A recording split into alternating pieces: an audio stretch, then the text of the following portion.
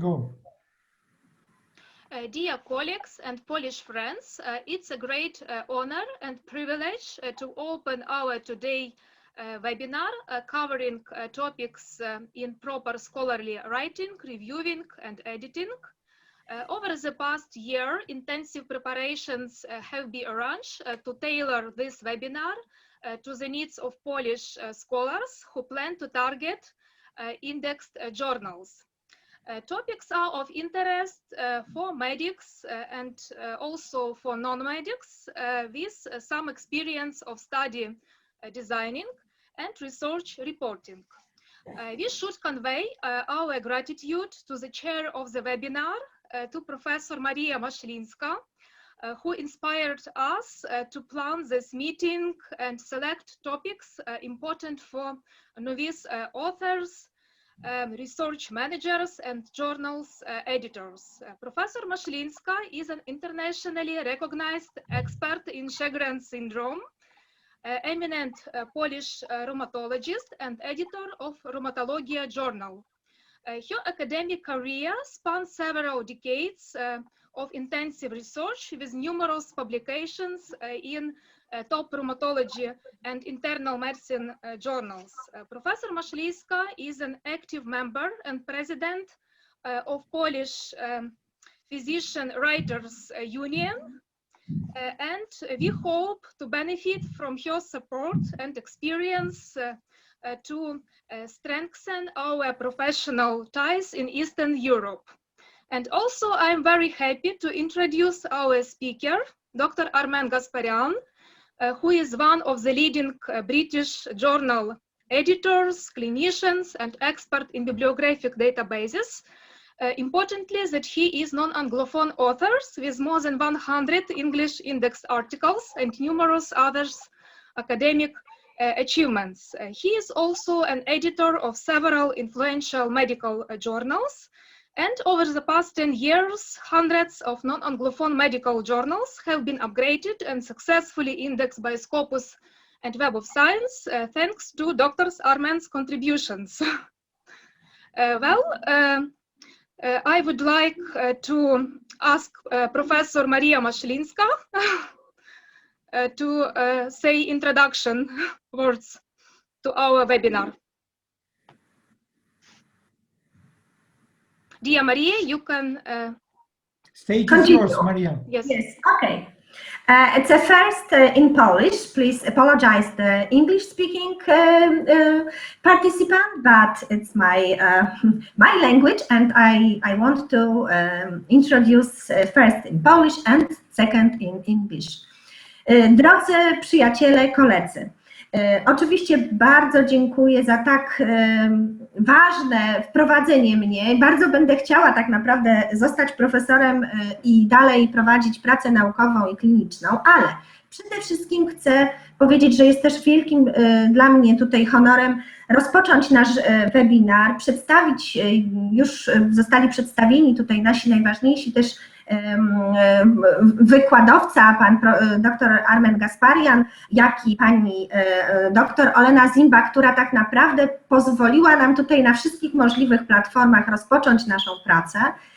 Chciałabym przede wszystkim powiedzieć, czemu jest poświęcony ten webinar. Jest on skierowany do wszystkich, nie tylko reumatologów, ale wszystkich, którzy chcą w nauce prowadzić badania, chcą też je przedstawić światu w postaci artykułów i webinar będzie dotyczył różnych aspektów pisania artykułów naukowych, dobrych praktyk w pisaniu artykułów naukowych.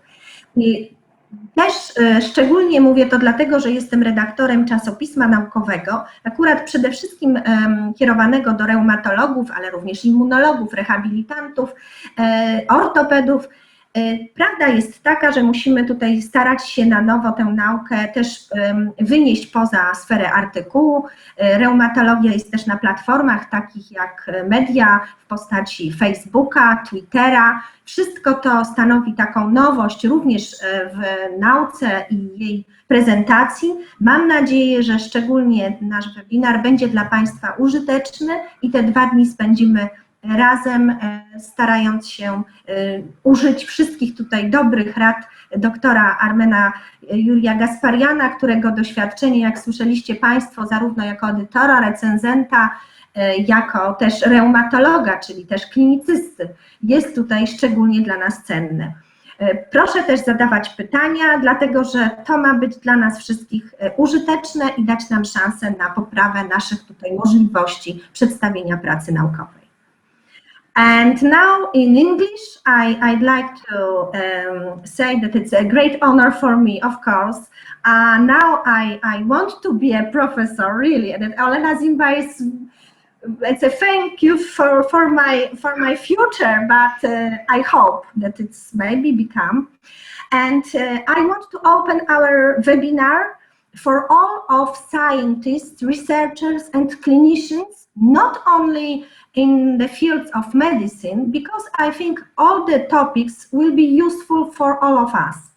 It's a new phase of science, and to be visible, you should be visible not only in the articles, but on the Facebook or Twitter. It's some social media. I think you can hear about this during this webinar. And I'm also an editor, not only clinicians or researchers, and I hope it will be a step in cooperation with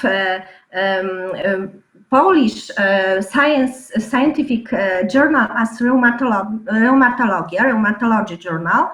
It's a journal of Polish rheumatologists, and it's devoted not only to this field of knowledge, and I hope it will be a step to be an author, reviewer, and most of all, reader, because it's important for us. Without readers, our knowledge is unuseful. And please stay with us for 2 days. It's very hard, but I think it will be very exciting journey, and please enjoy and stay healthy. Maria Maszyńska, please come. Thank you very much, dear Maria. Dr. Armen? So, thank you for arranging this webinar.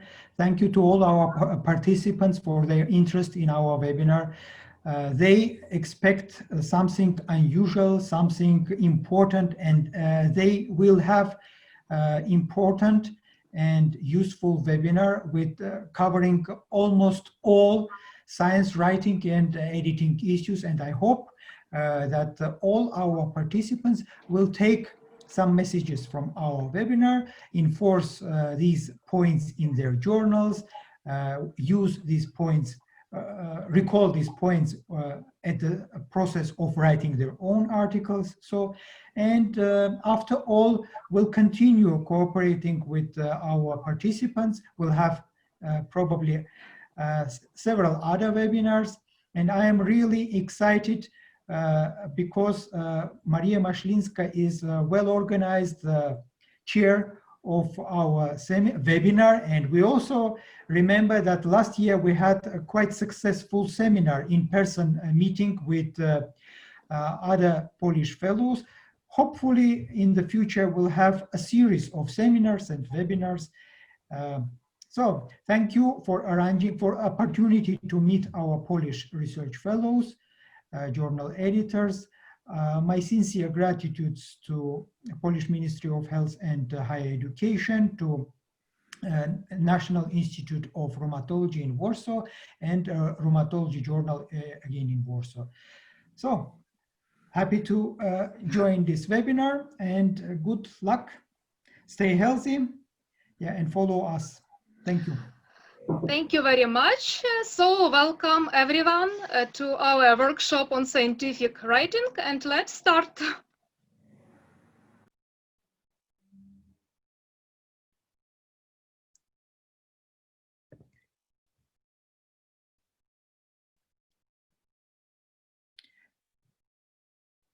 Hi there, dear colleagues, friends, participants of today's workshop. We have plenty of topics to discuss today. All these topics are important for novice research fellows, their research managers, journal editors, contributors to peer-reviewed journals. Before our first presentation, I'd like to express my gratitude to Professor Maria Mashlinska and to the journal Rheumatology, supporting and contributing to today's meeting. I understand that editors of this journal are concerned with the quality and influence of articles published by Polish rheumatology fellows, and I think that presentations of today's meeting, today it's two-day meeting, today and tomorrow, these presentations will help fellows to improve their scholarly writing, peer reviewing skills, and to target good journals. So I'm involved in several journals as an editorial board member, as a consultant, as a reviewer, and actually I act as a reviewer a lot, evaluate manuscripts for rheumatology and general medical journals, and my experience span several years, if not decades. So, and I have a message to convey to Polish rheumatology fellows, and not just rheumatology, also to other research fellows, journal editors, and all those who are interested in publishing good articles. So today, first of all, I'd like to draw your attention on open access. It's a relatively new topic, and we should stress the importance of open access as a publishing model saving patients' lives. So one of the open access activists from Cambridge University scholar mentioned in 2011 that open access saves lives and not quite the opposite. Closed access means people die. So if we open access to our articles, we help readers to get points presented in our articles, disseminate these points, influence practice recommendations, and improve patients' care, healthcare. Just first example how open access and open access initiative is important for healthcare, for clinical practice. An example presented here is relates to COVID-19 first article published by Chinese scholars in Lancet. Lancet is a top general medical journal, and currently it accumulates evidence-based information on COVID-19, and it serves as a hub of best and most influential articles in the field of COVID-19. So you can see here that first I presented metadata from PubMed platform, and also attached Altmetrics attention score. Here in this example is the attention score is more than 14,000, And we see that this attention mainly relates to scholarly activity of those who use Twitter. So there are more than 15,000 tweets to this first COVID-19 article describing clinical manifestations of COVID-19.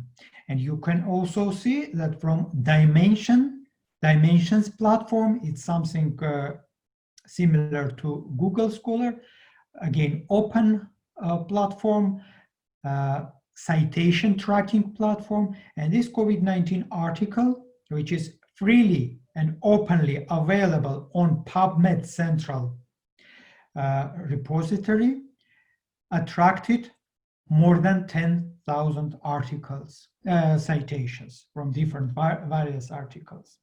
So these two metrics are important to understand. If we put articles on open access platforms, open access hubs, and PubMed Central is one of the leading and most influential open access platforms, open repository, we may improve readability of articles and increase influence of this type of articles. We all know that Polish journal Rheumatology is also archived by PubMed Central, and it's again good example of open access journal fulfilling all current standards of ethical publishing in the field of medicine. Rheumatology journal also responded to the pandemic and published COVID-19 articles. Actually, there are 4 important COVID-19 articles published in Rheumatology journal, Polish journal, and we see that all these articles are freely available from PubMed Central repository. So topics covered by these articles again relate to pathophysiology of COVID-19, hygiene and prevention of COVID-19. Also, one of these articles from Poland covered telemedicine, which is also emerging topic in the field of COVID-19. And of course, message to rheumatologists from leading Polish scientists encountering COVID-19 in their clinical practice. We also managed to publish several COVID-19 articles. You can see that one of these articles, perspective article on COVID-19, which was one of the first articles in the field of rheumatology and COVID-19, attracted more than 27 downloads on platform of this article, of this journal. So it's quite influential article in terms of readability, but not just readability, it also attracted 65 citations and altmetric attention score, which is tracked by altmetric.com platform. We see that this score is 127 and it's colored blue, mostly blue, because social media attention to this article comes from Twitter users.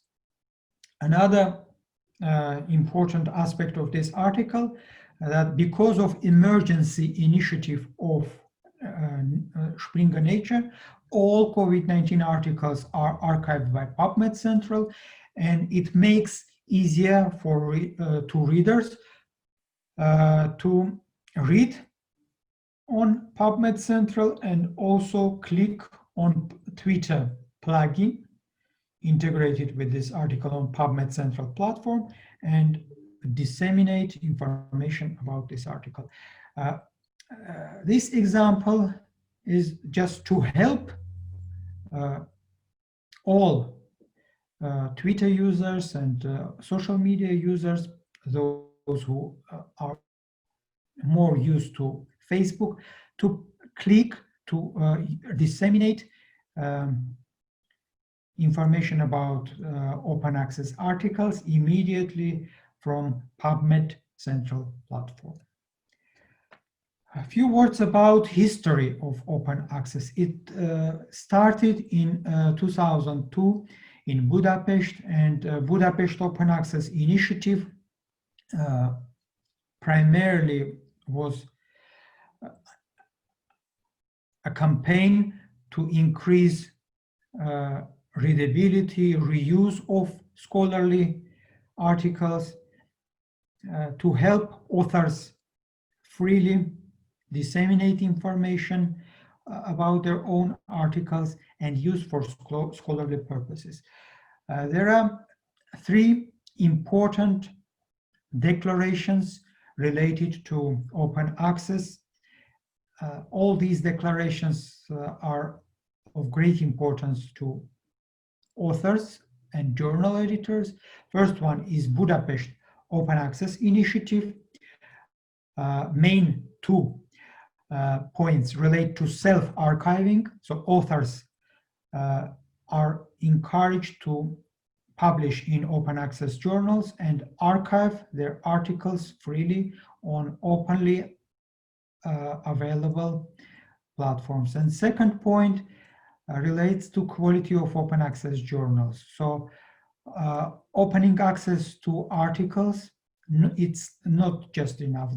Journals should also manage to increase visibility of these articles, particularly by archiving these articles on PubMed Central and other similar repositories. For medics, of course, PubMed Central is the main repository, but for non-medics, there are other platforms.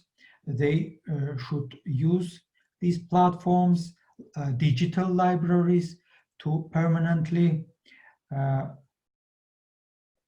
archive and reuse published and archived articles. So Budapest Open Access Initiative, followed by Berlin Declaration on Open Access to Knowledge in the Sciences and Humanities. The same principles, but presented in slightly different wording. And finally, Bethesda Statement on Open Access Publishing. All these three initiatives, we call them triple B declarations, BBB declarations on open access publishing, and the last one, Bethesda Statement on Open Access Publishing, helped to formulate or define open access publishing as a keyword. And you probably know that all keywords for medics are tagged, are listed by medical subject headings, MESH keywords thesaurus. It's a hub of structured professional keywords that help readers to retrieve articles from PubMed platform and to increase visibility of their articles. So open access publishing was incorporated as a keyword in 2016. So we all use MESH keywords for professional searches through PubMed or other platforms, helping to retrieve Medline indexed articles.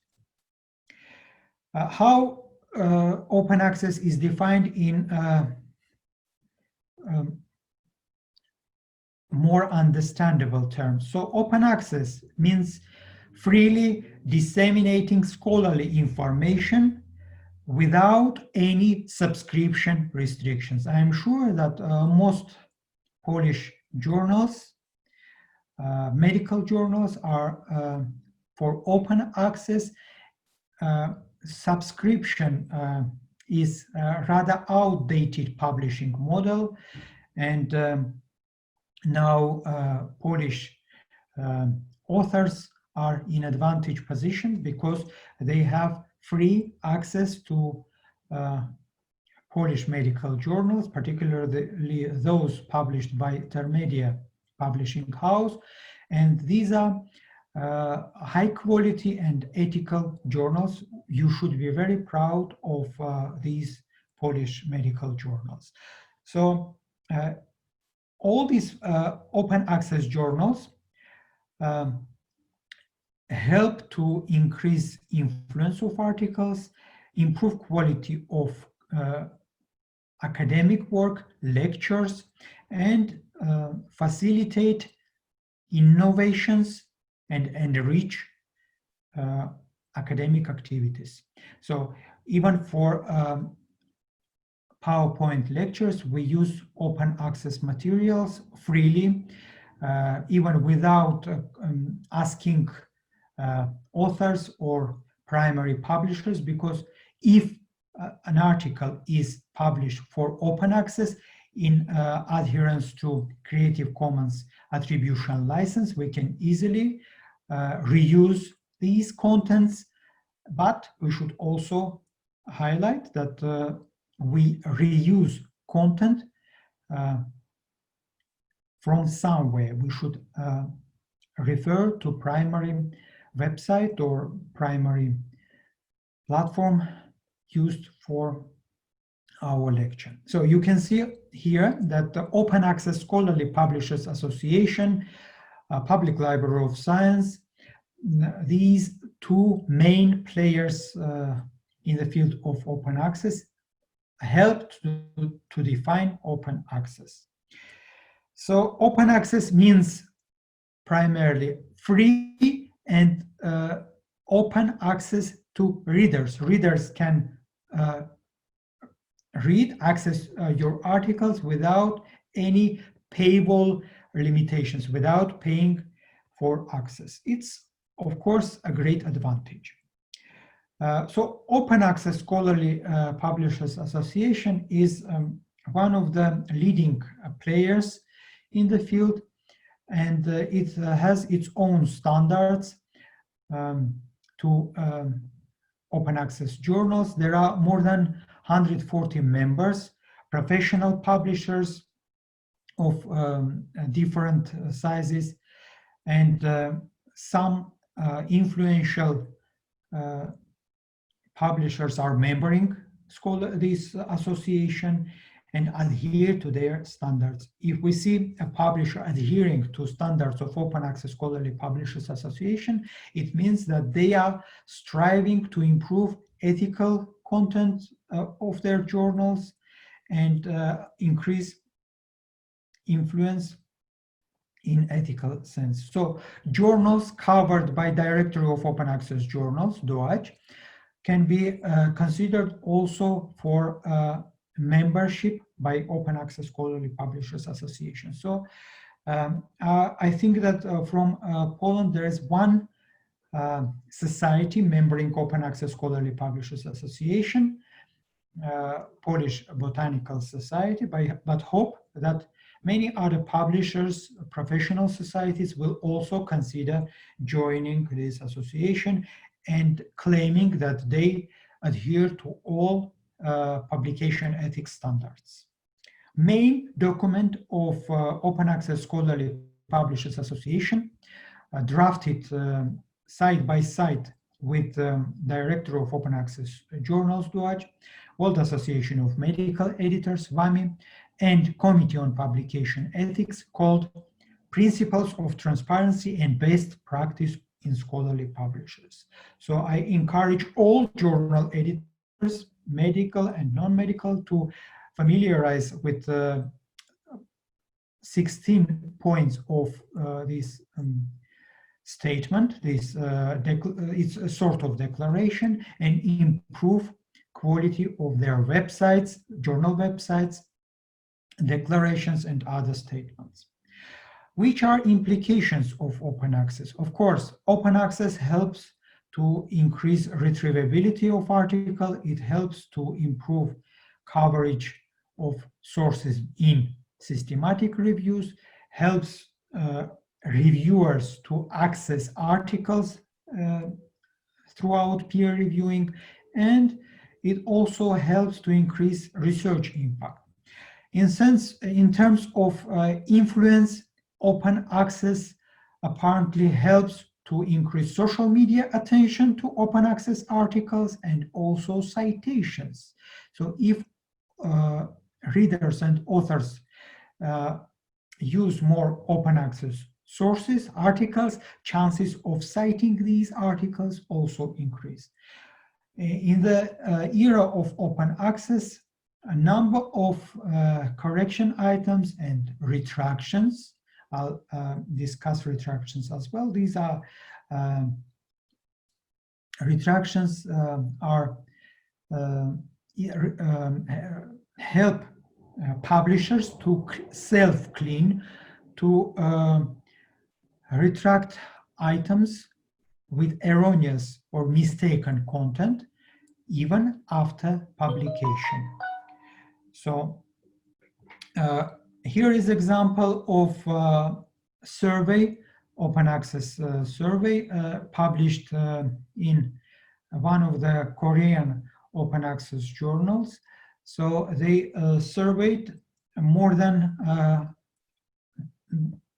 1,200 Korean scholars, and 62% of these respondents claimed that they consider open access journals for publishing their articles mainly because these articles, published articles, are well cited and have more influence. So it's important to know that open access publishing has several implications. One of these is the main implication is more citations, and citations are now real or hard currency of publishing and academic promotion.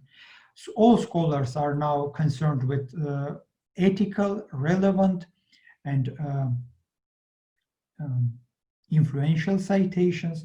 So in the era of open access, number of citations increases, particularly to items with full open access, and we have strong evidence for that. We also have evidence that open access articles are more downloaded, and one of the COVID-19 articles presented today is the best example that if we open access to articles, we attract attention of readers and increase number of downloads. Downloads to also counted by publishers and also should be considered as a source of influence of articles alongside with citations and alternative metrics like number of tweets or altmetric attention score, AAS. So in terms of academic influence, all lecturers who use open access sources use graphics, tables, they benefit a lot from open access initiative.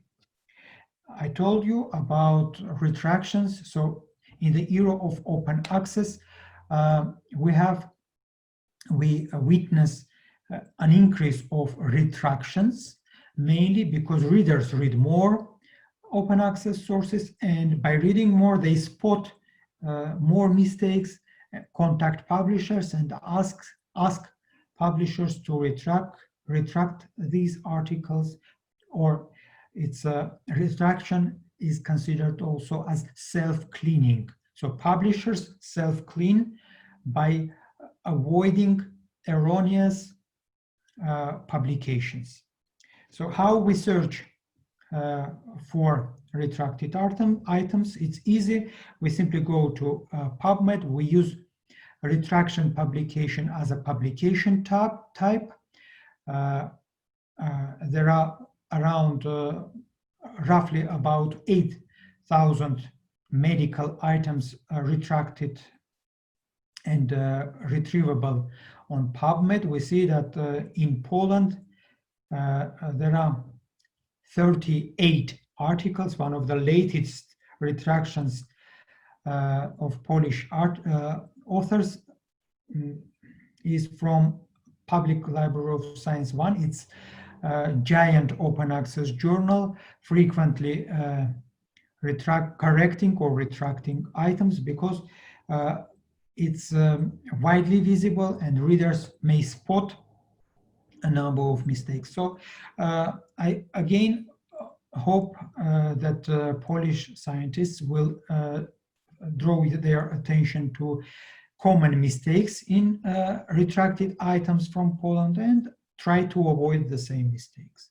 So here's an example of Polish retraction in the field of rheumatology.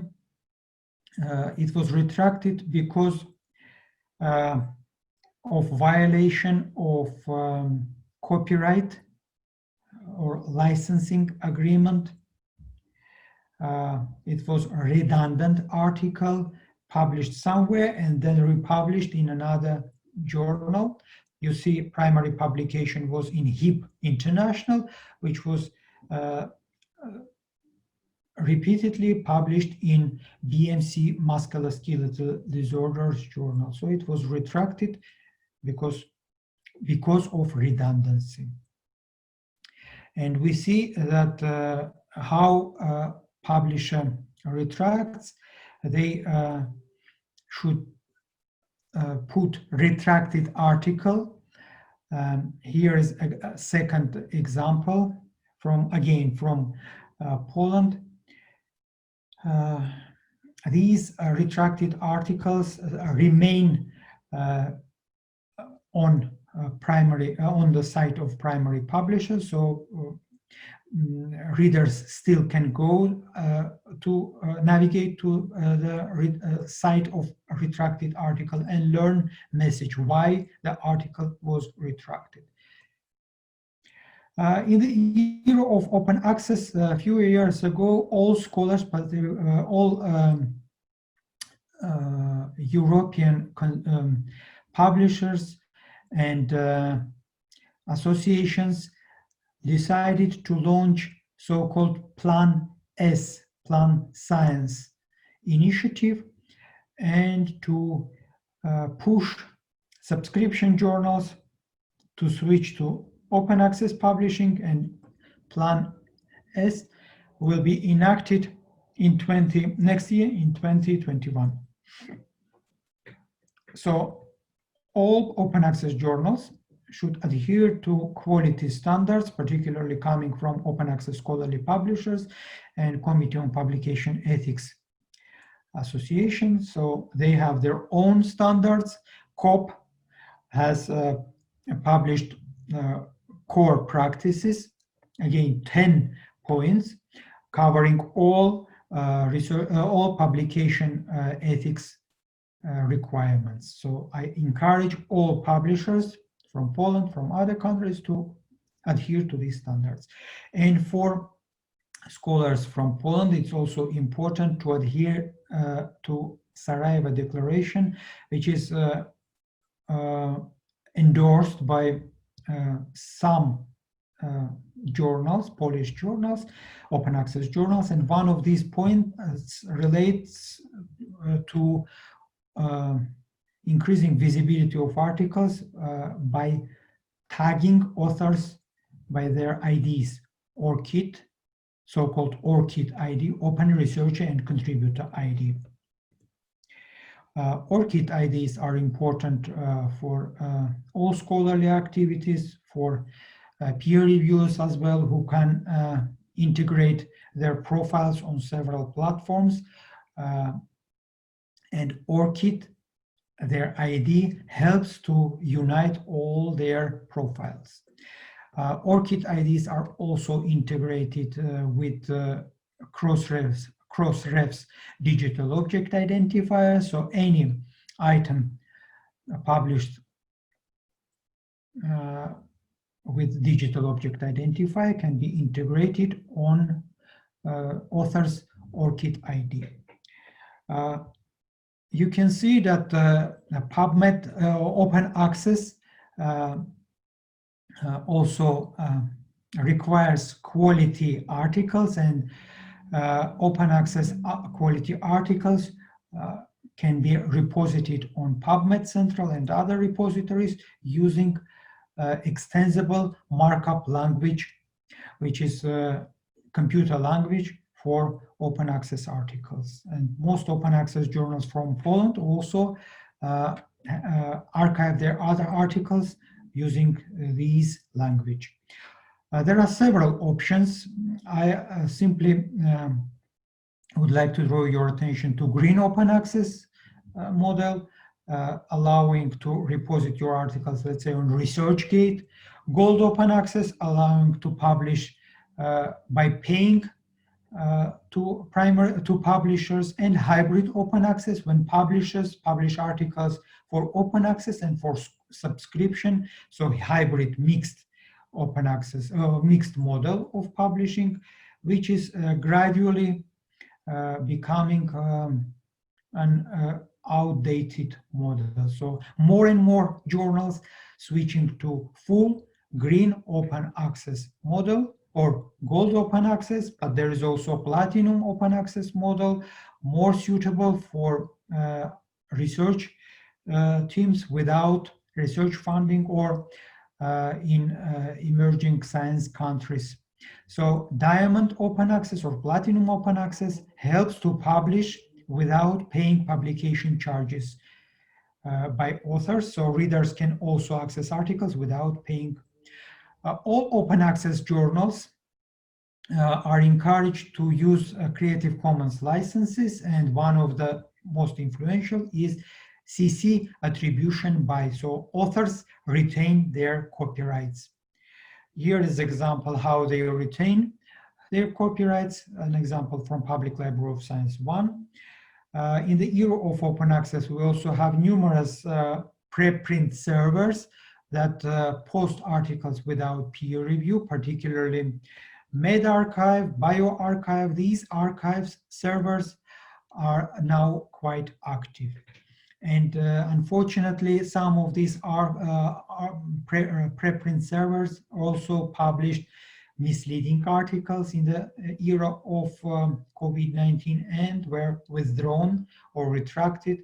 And all these retractions are now discussed on Retraction Watch blog, which is one of the most influential blogs in the era of open access. We also deal with institutional repositories, which help to reposit open access contents, useful for scholars from emerging science countries, useful to PhD candidates who may reposit their dissertations openly on institutional repositories. But institutional repositories also serve their purpose, serve to those who lack access to other open access platforms. So gray literature also can be reposited in institutional repositories, and by doing this, increase visibility. One of the best examples from Central Asia is Nazarbayev University repository, which is a widely visible repository because it is archived, linked to Google Scholar and some other open registries. There are some good examples of national repositories, particularly from Croatia, Hrčak. They reposit open access journals. From their country, it's national repository, but there are also other national repositories. All open access journals adhering to best standards are listed by Directory of Open Access Journals. They improved coverage in 2014 and got rid of predatory journals, poor quality journals. At the moment, there are more than 15,000 open access journals adhering to best standards. There are more than 200 journals from Poland listed by Directory of Open Access Journals. And in the era of open access, we also have many publishers openly listing reviewer accomplishments on Pablon's platform. You can see that there are a number of reviewers listed on Pablon's platform, reviewer accomplishments from Poland. There are more than roughly 31,000 reviewers from Poland, and in the field, the leading Polish reviewers are listed here. There are some who, let's say, top Polish reviewer listed more than 1,200 reviewer accomplishments on Pablon's platform. And in the field of rheumatology, we see few Polish scholars have impressive profile on Pablon's. And finally, open access also helps to diversify article types, and some of articles can be all published with video supplements, or there are some articles published by video platforms fully as video films, video clips. So open access help to improve or diversify article types. And social media are nowadays also considered as open channels for communication. We see again, we should refer again to Altmetric Attention Score and altmetrics.com platform, covering all open access social media channels, news outlets, blogs, Wikipedia, and also other sources. And we know that some social media sources have huge influence, like news outlets, blogs, like Retraction blog I mentioned today, and Twitter channel. Twitter channel is weighed more compared to, let's say, to Wikipedia, to Facebook mentions. So it's a good channel, easy or handy channel for disseminating information openly. In the field of open access, we should also refer to Jeffrey Beal, who is a librarian from Colorado, who analyzed quality of open access journals, and will discuss about his contribution to open access next presentation. So open access has numerous dimensions. Repositories are part of open access initiative, institutional and global repositories like PubMed Central. Social media are considered also outlets or products of open access. Free databases or registries like Directory of Open Access will discuss and experiment how to retrieve items from open access platforms, PubMed Central and Directory of Open Access journals. Open access require permanent archiving, again with PubMed Central. Pablon's initiative also helps to publicly archive reviewer comments, and of course ORCID is one of the best initiative open access scholarly open research and contributor ID is also part of open access. And of course, in the era of open access, we have more quality journals, more metrics for academic promotion based on open access journals, open access articles. So I'm open to questions if there are any. Dear Armen, thank you very much for your excellent presentation. And May I see your photograph? Yes, it looks like we have one question from our Audience, yeah. participants. How to choose the best open access journal by novice research fellows? Is there any widely acceptable approach? Approaches, okay, good.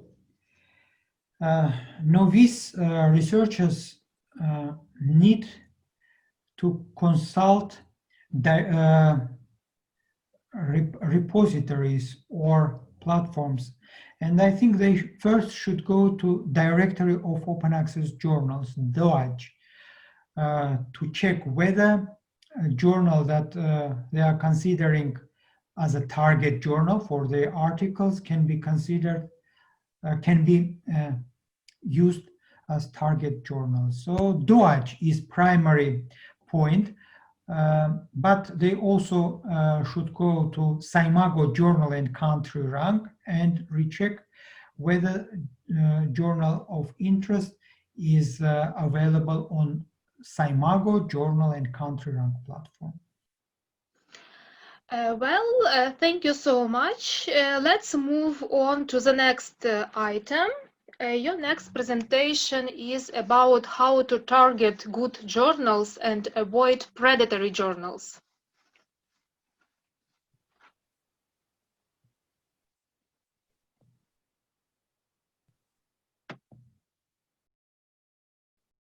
Okay, so thank you for the opportunity to discuss good target journals and predatory journals. This topic relates to previous one, open access. I think that all our participants should know about quality open access journals and a few things about predatory journals. Why at all we need to publish articles? We should ask this question to our researchers, to contributors. First of all, we need articles to improve writing skills. So our students, novice authors, should try to draft their articles under supervision of their research managers. They need articles for PhD dissertations. Seasoned authors need articles for career promotion, for continuing professional development and academic promotion.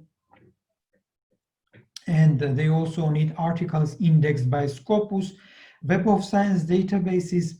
Nobel Prize winners need articles published by Nature, Science, and other top journals, scientific journals, to increase implications and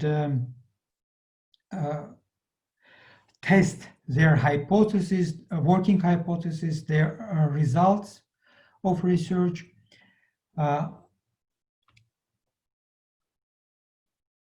Authors need publications articles because most of them apply to grant funding, and for this they need also Scopus indexed journals, articles, and they also, some authors need to publish articles that just to serve their profession, to increase dissemination of their observations.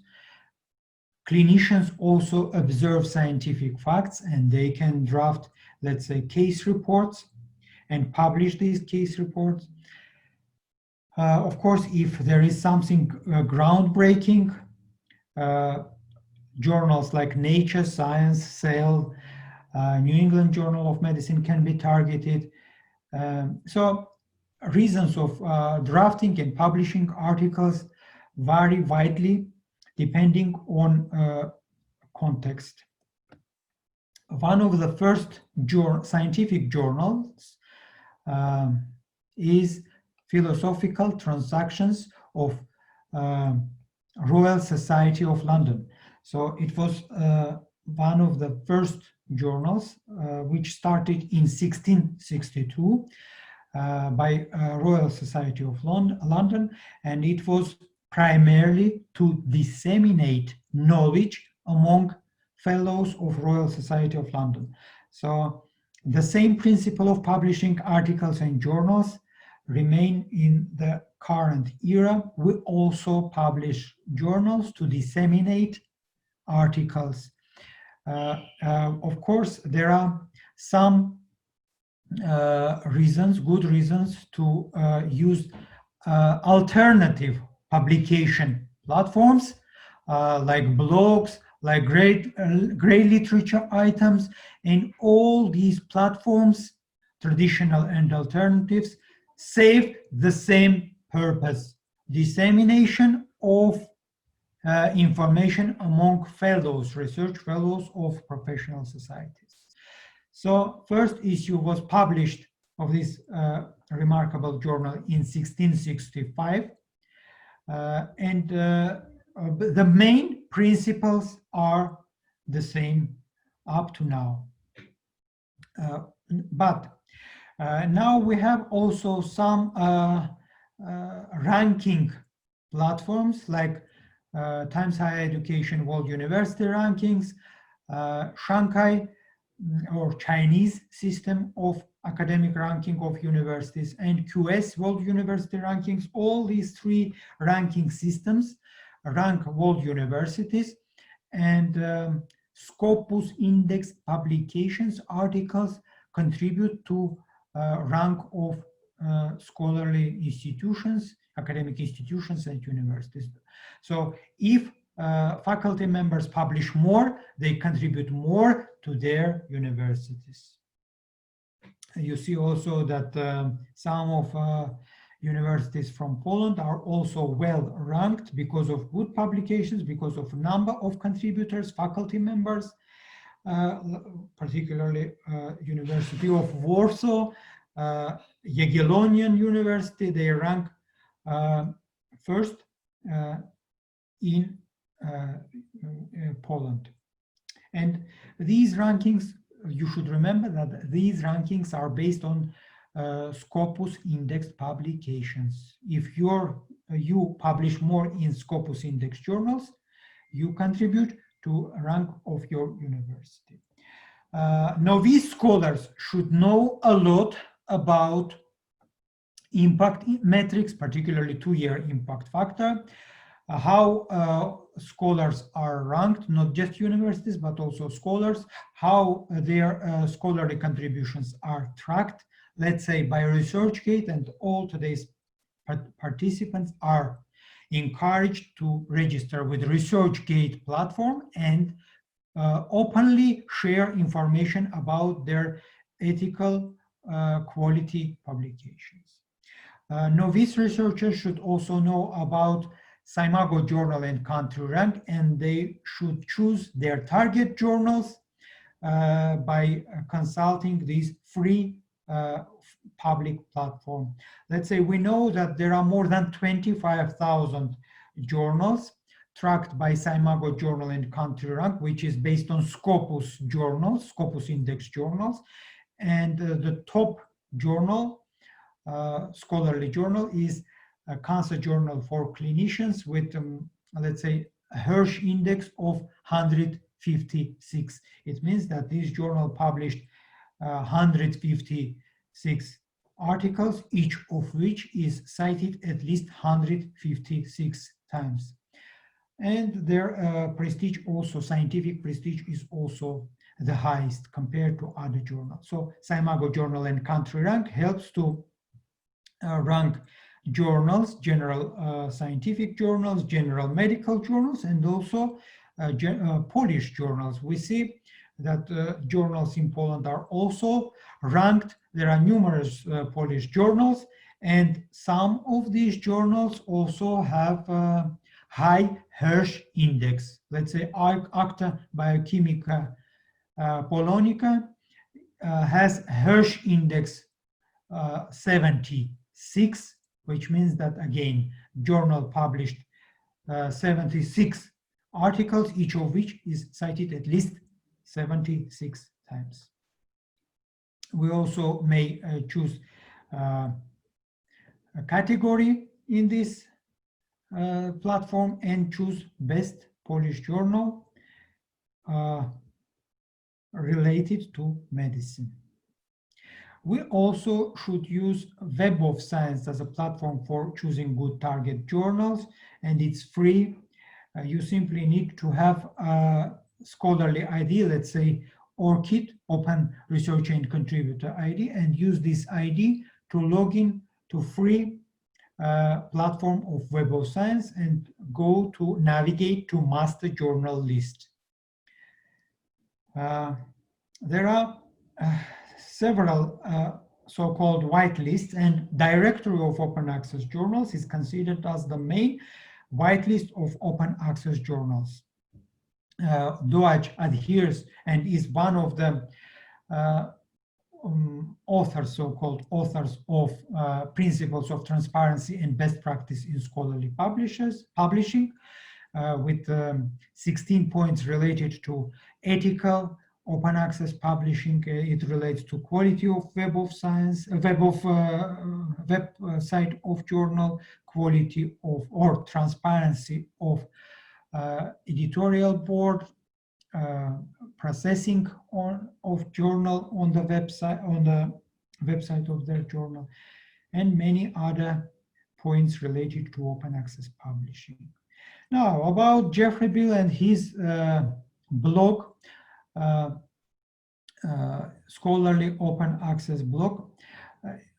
It worked until 2017, and it was retired. This blog was retired in 2017 because of some reasons, but still there is archived version of this blog, and we often go to this blog and check target journals. His publication in Nature in 2012 about predatory publishers and journals, standalone journals, is highly cited and is one of the initial articles on open access. So he decided to track not just predatory publishers corrupting or violating publishing ethics standards, but also standalone journals, misleading metrics, and also hijacked journals. So he tracked and he noticed that there are roughly 1,000 publishers blacklisted as predatory, more than 800 standalone journals, and a number of hijacked journals. Misleading metrics like general impact factor, directory of journal quality factor, directory of indexing of impact factor, and all these, or site factor, all these predatory impact metric issuing agencies were blacklisted by Jeffrey Bill. So please note that not all metrics can be consulted by ethical journals. So try to distance yourself as publishers, as journal editors from these metrics. Like you see some examples of misleading metrics. You also should know about examples of predatory journals listed by Jeffrey Bill. Particularly, traditionally, we know about Omics Publishing Group, which changed its name. But Principles of Predatory Publishing by the same publisher remained the same initially. Scopus indexed some of their journals, but then delisted because it became clear that most of these journals violated publication ethics standards. Particularly, they use index Copernicus value and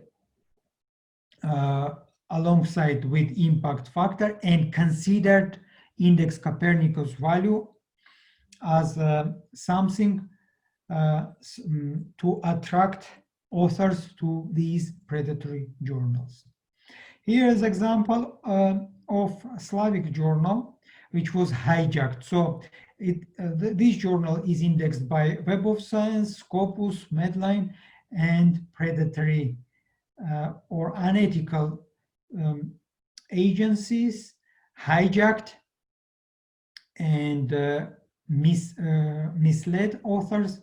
Some authors even published in this hijacked website in portal, and then were frustrated because their articles were not indexed by reputable databases.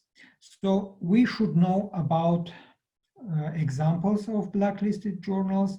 Like most of these journals are titled like World, Universal, European, American, without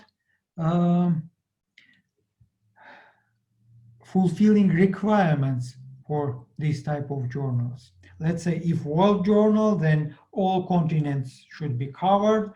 Authors, reviewers, and editorial board members should be from all these continents, etc., etc. So there are some blacklisted publishers like Kosar Publishing, it's Iranian publisher, or Kosmenka Science Publishing, I think it's from Ukraine, and also Krishi Sanskriti. All these journals, the publishers were blacklisted by Jeffrey Bill. Even Chinese Baishi Deng Publishing Group was also blacklisted. Bentham Open was also blacklisted by Jeffrey Bill because of some reasons. So authors should be very careful when they choose target journals. They may benefit from consulting Jeffrey Bill's archived list, blacklist. So why these journals are blacklisted? Because the same editorial board members listed in different professional journals, let's say medics are listed in non-medical journals, or predatory publishers spam authors and users by aggressively inviting to publish in their journals, or they have nonsense journal titles. You see examples of these journal titles: Standard, Global. So there are a series, long series of these type of journals. Here is example of European journal covering almost all fields in medicine. It's also unfeasible, not unrealistic to cover in one journal all biomedical subjects. European Medical Health and Pharmaceutical Journal, and this journal attracted mainly novice authors or non-Anglophone authors from East Europe or Central Asia, because scholars were not familiar with publication ethics standards. Jeffrey Bill on his blog also tracked some unethical or so-called predatory authors. Here is example, one of the authors who published a lot poor articles, poor letters, without rational points, and more than 1,000 items. Most of them are covered by Medline, and editors should know that some of our authors are also predatory. So you see profile of this author on Scopus or on Omics Group.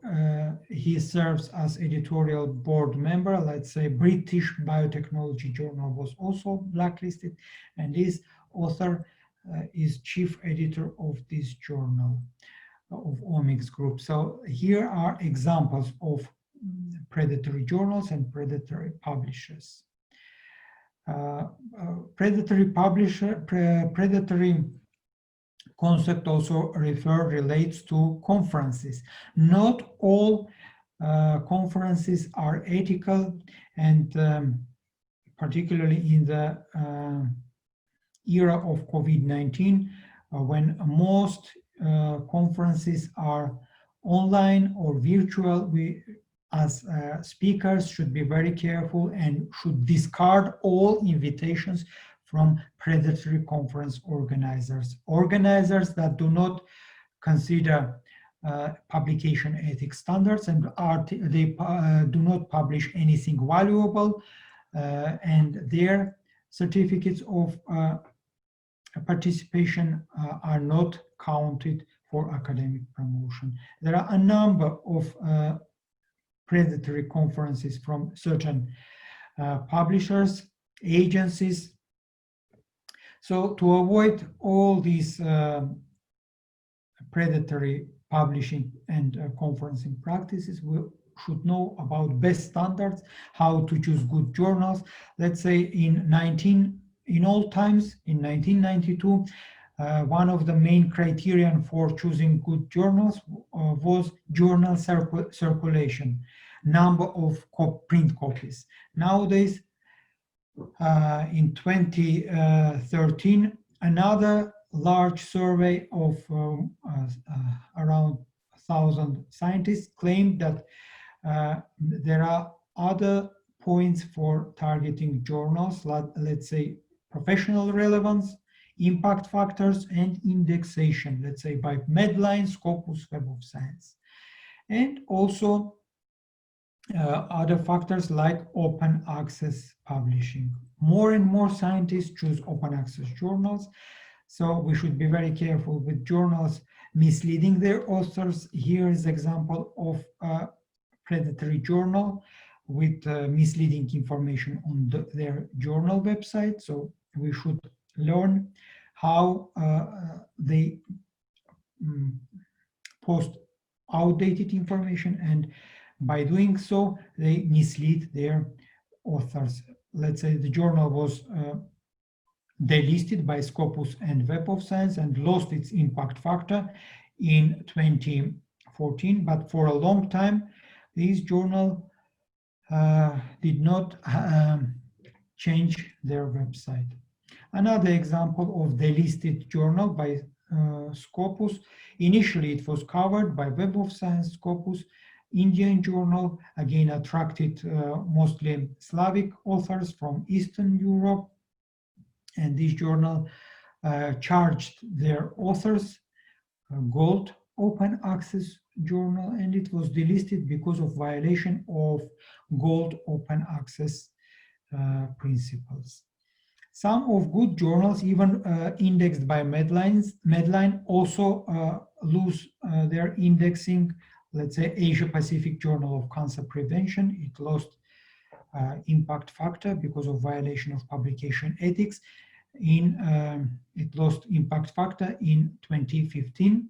Another influential journal with impact factor of 5 lost PubMed Central and Medline indexing. So I strongly encourage our participants to adhere to principles of targeting good journals.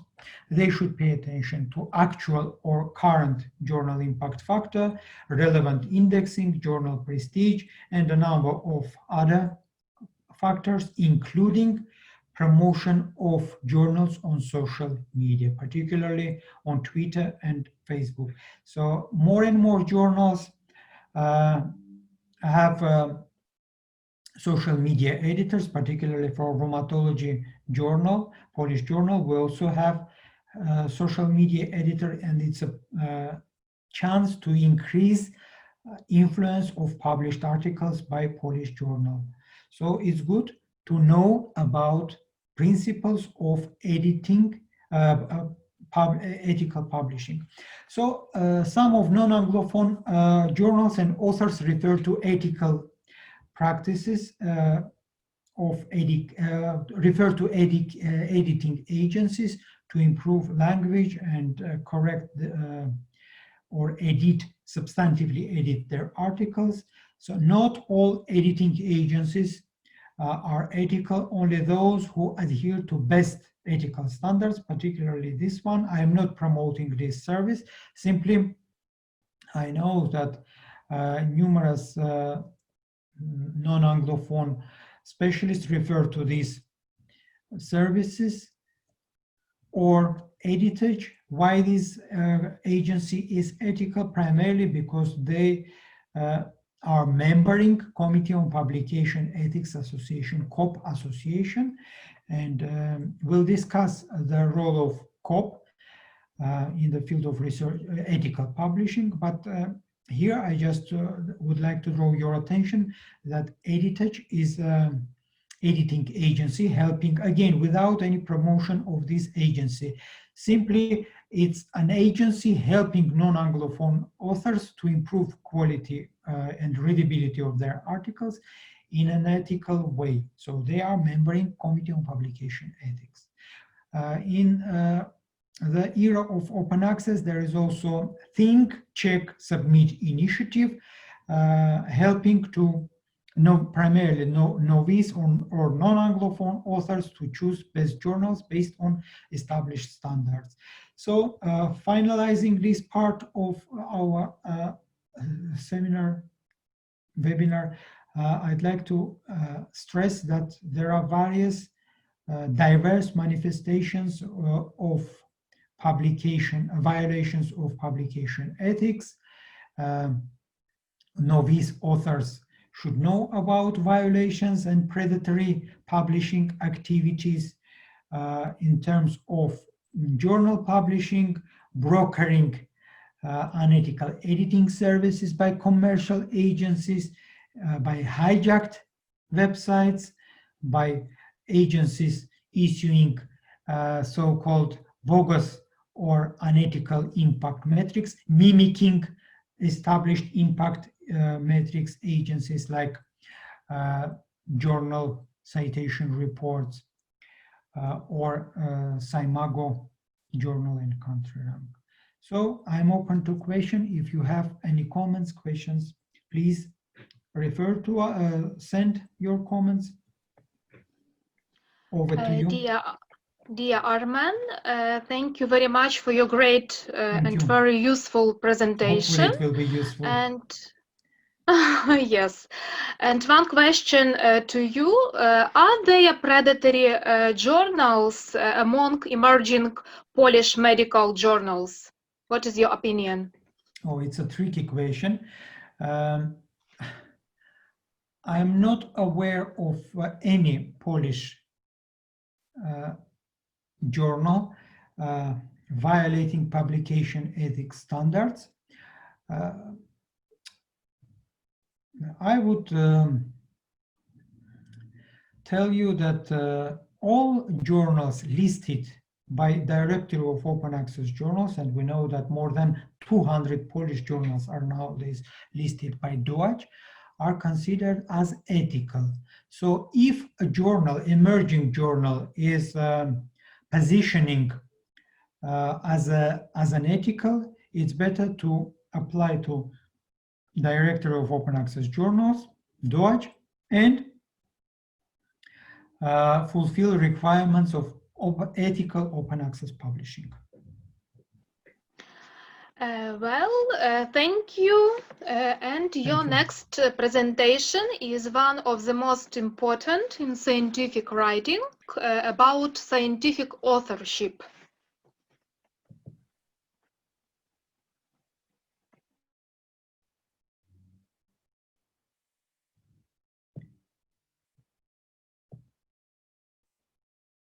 Yeah.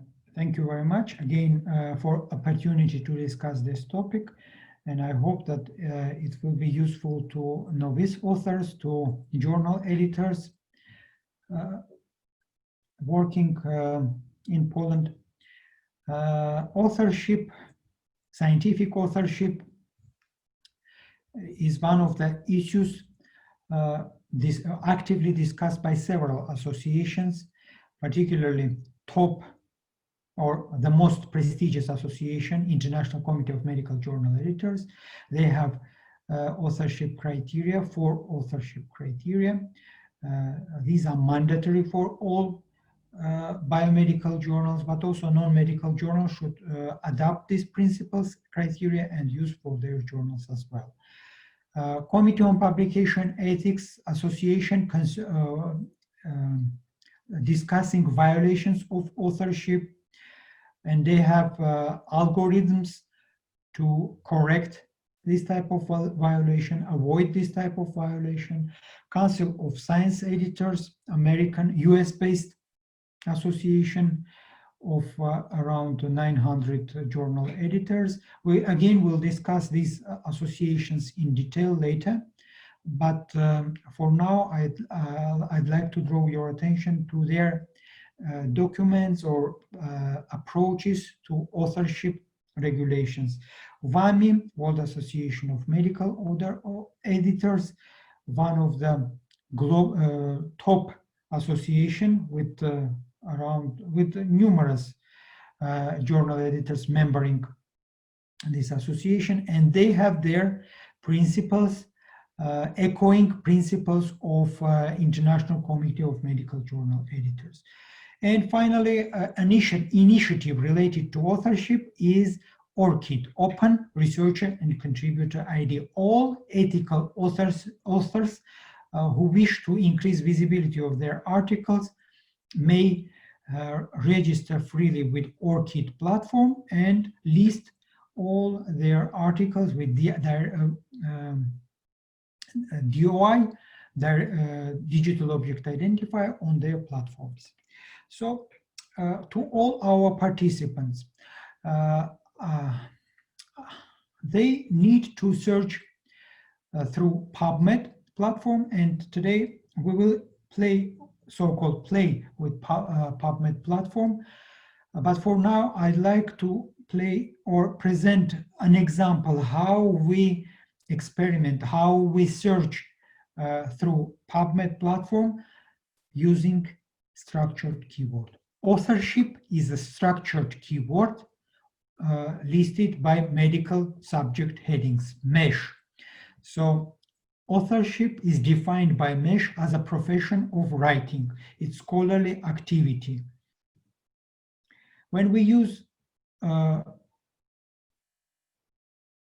authorship as a keyword, we search through PubMed platform, we may retrieve articles, Medline indexed articles tagged with this MESH keyword. Only Medline indexed articles, because PubMed Central articles are not tagged with Medline, with MESH keywords. So we see that in this particular case, in the case of authorship, there are around 6,000 articles tagged with MESH terms. Number of these articles increases over time. Some of them are archived by PubMed Central, free articles. Others are published by Nature. Nature is a hybrid journal, subscription journal, allowing authors also to open access to their articles by paying gold open access fees. So when we perform searches, we should also combine PubMed searches with Scopus searches. Again, we'll experiment with Scopus searches as well. But for now, I'd like to present authorship retrieval experiment. We see that more than 21,000 articles are tagged with the authorship keyword in their title, abstract, and keywords. In Scopus, we can use authorship to analyze. We use analyze search option to analyze retrieved items. We also can rank or list all these articles in Scopus based on their citation. Here I presented citations of authorship articles in descending order. The top cited article is cited more than 2,000 times. And these articles are influencing science. So we analyze authorship articles, and we should pay attention to where these articles are published, sources of these articles. These articles are published in Scientometrics, one of the Springer journals, good journal that published more than roughly 500 articles related to authorship. But we also see that Nature, top scientific journal, also published authorship articles, roughly 300 articles, and also another leading scientific journal, Science, also published article related to authorship. So authorship issue is covered or discussed by leading scientific journals. It means that this is globally important issue. In Scopus, we may also analyze which countries publish more in any scientific field, in any scientific topic, and in the field of authorship, leading top 10 countries are presented here. Big 5 countries are United States, United Kingdom, Spain, Canada, and Germany. These countries are concerned more with authorship issues, and it's good. Unfortunately, non-Anglophone countries or countries of emerging scientific powers, particularly from Central Asia, other Asian countries, are not active in the field of authorship. But authorship issues are concerning to all authors in any corner of the world. Top authors publishing in the field of authorship are listed here. Again, Scopus allows us to list these authors. We can choose top 10, top 15 authors, and we can also go to their Scopus profile. Again, it's a good exercise for novice authors, PhD candidates, to choose their research managers by going to their Scopus profile. Scopus is the largest bibliographic database, and their profiles are most influential because these profiles tell us about number of published articles, total citations attracted by these articles, and Hirsch index of an individual author. So author publishing most in the field of authorship has Hirsch index 26. It means that this author throughout his academic career published 26 articles indexed by Scopus, and each cited at least 26 times. It's an impressive number. So here again, why we need to combine established metrics with alternative metrics, and scholars should know about altmetric attention score and may also track these scores on their article platforms, websites. So here are 2 good examples of open access articles, widely commented, widely discussed on social media, particularly on Twitter. You see blue part of this donuts ring. Here is another article by Jeffrey Bill, another donuts ring. Again, these are articles related to open access and authorship. In the field of physics, acceptable mode of listing authors is by alphabetic listing. In the field of medicine, we pay more attention to contribution ratio of authors in a research team. Alphabetic order, not so acceptable to medics. It's just an example to show how physics list their authors. unfortunately or fortunately, we have growth of author numbers in articles published in the field of medicine. We see that over the past decades, in single center randomized controlled trials, number of authors, average number of authors per average article increased from 3.5 to 9.3. The same trend refers to multi-center randomized controlled trials. Number increased from roughly 5 to about 5 to 14. So we have so-called inflation of authorship. And what we can do, we should clearly define author contributions, and we should pay attention who contribute more. Those who create something new, who propose idea, are considered main or substantive contributors and usually should be listed first. I refer to article published in Nature in 2012. So creativity or innovative approach is main principle of listing authors in the field of biomedicine. Who are not listed, who should not be listed as authors? Those who only secure funding, grant funds, those who recruit technically patients or collect lab tests, lab technicians, those who process data mathematically, statisticians, or simply only supervise without delving deeper into the articles, into revising, without paying attention to revision, those who simply provide writing assistance or correcting language.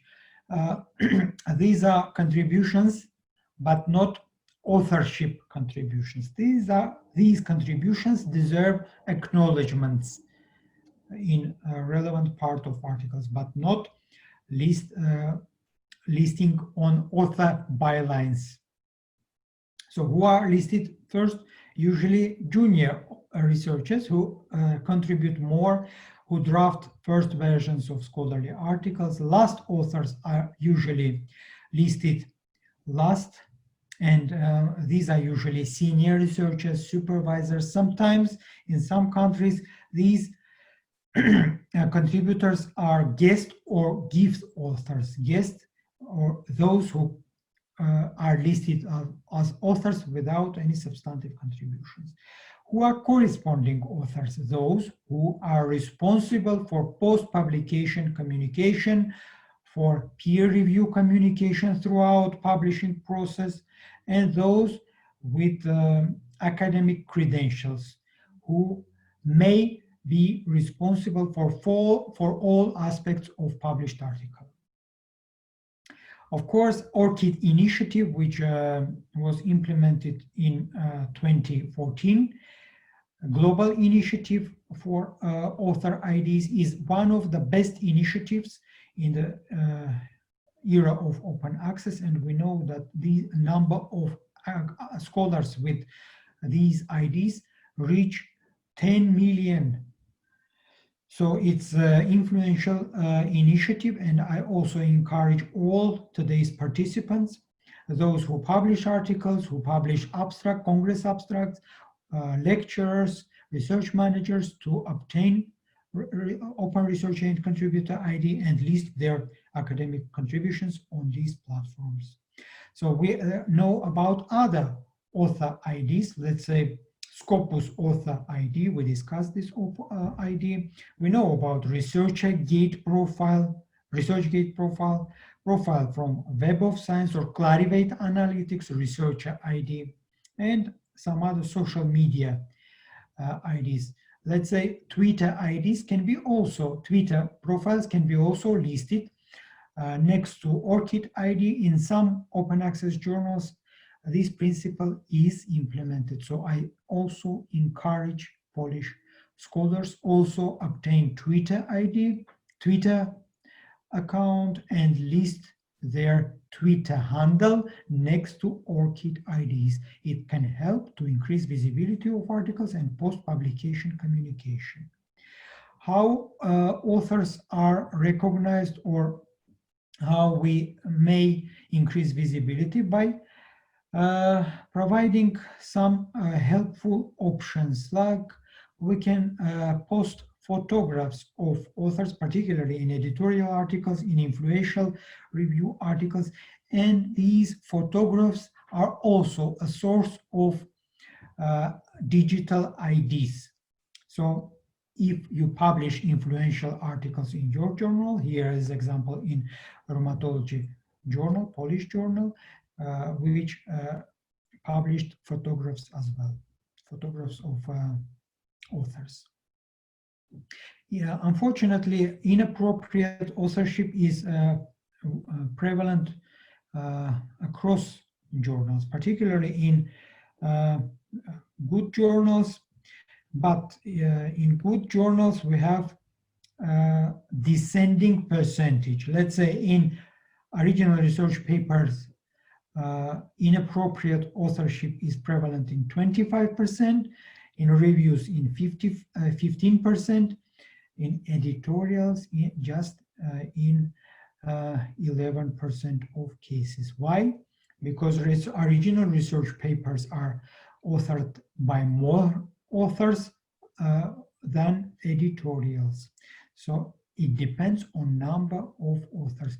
The more number of authors, the more problems with inappropriate authorship.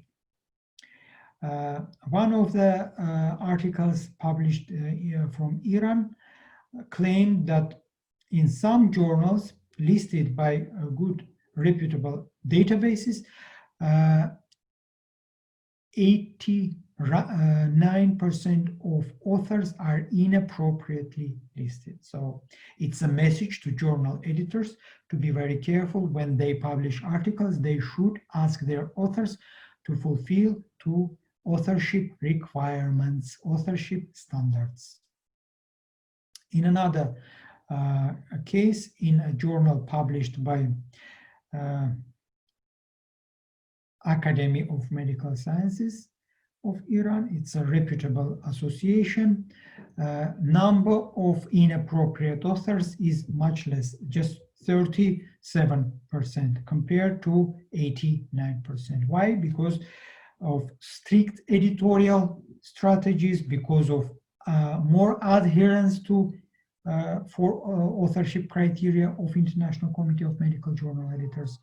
So Committee on Publication Ethics has algorithms how to spot inappropriate authorship post-publication, and the main principle is that unfeasibly short or long author lists are suspicious in terms of appropriate authorship. If you see, let's say, case report, short case report with 100 authors, you should ask authors to limit number of authors or should reject this type of articles, submissions. I refer to good examples from in rheumatology, top rheumatology journals, Arthritis and Rheumatology. They require their authors to disclose authorship contributions. And how they do? It's easy. Simply ask about contributions of each author. Finally, going to authorship criteria, widely discussed, these criteria were revised and publicized in 2013 by International Committee of Medical Journal Editors. So please memorize these criteria. First of all, authors who wish to become scientific authors, they should substantively contribute to their articles. They should draft articles, revise articles. They should also approve final version of their articles to be published or sign off their articles. And finally, they should be responsible for all aspects of their articles. language, statistics, methodology, order of logical flow or in their articles. So 4 authorship criteria. Please remember these criteria and adhere to these principles. Disclose your author contributions in line with all these 4 criteria. Only authors satisfying all 4 authorship criteria can be listed in the author bylines. In the era of scientific progress, open access, we have multi-authorship or so-called kilo authorship, when thousands of authors are listed, particularly in clinical trial reports, in global health reports, articles published by Lancet. They publish articles with thousands of authors. So it's acceptable, but contributions in this type of author contributions are minimal. So this type of articles should be viewed separately. 4 authorship criteria is hardly acceptable to this type of articles. Because of this, because of a kilo authorship, we gradually moving from authorship, traditional authorship, to contributorship. We simply need to know scholarly contributions of each scholar listed in an author, in an article. So to know about author contributions, I refer to historic article published in Nature by Roderick Hunt, a specialist in botany, who published his authorship index, so-called 100 points principle. If an author is listed as author, he or she should collect at least 25 points.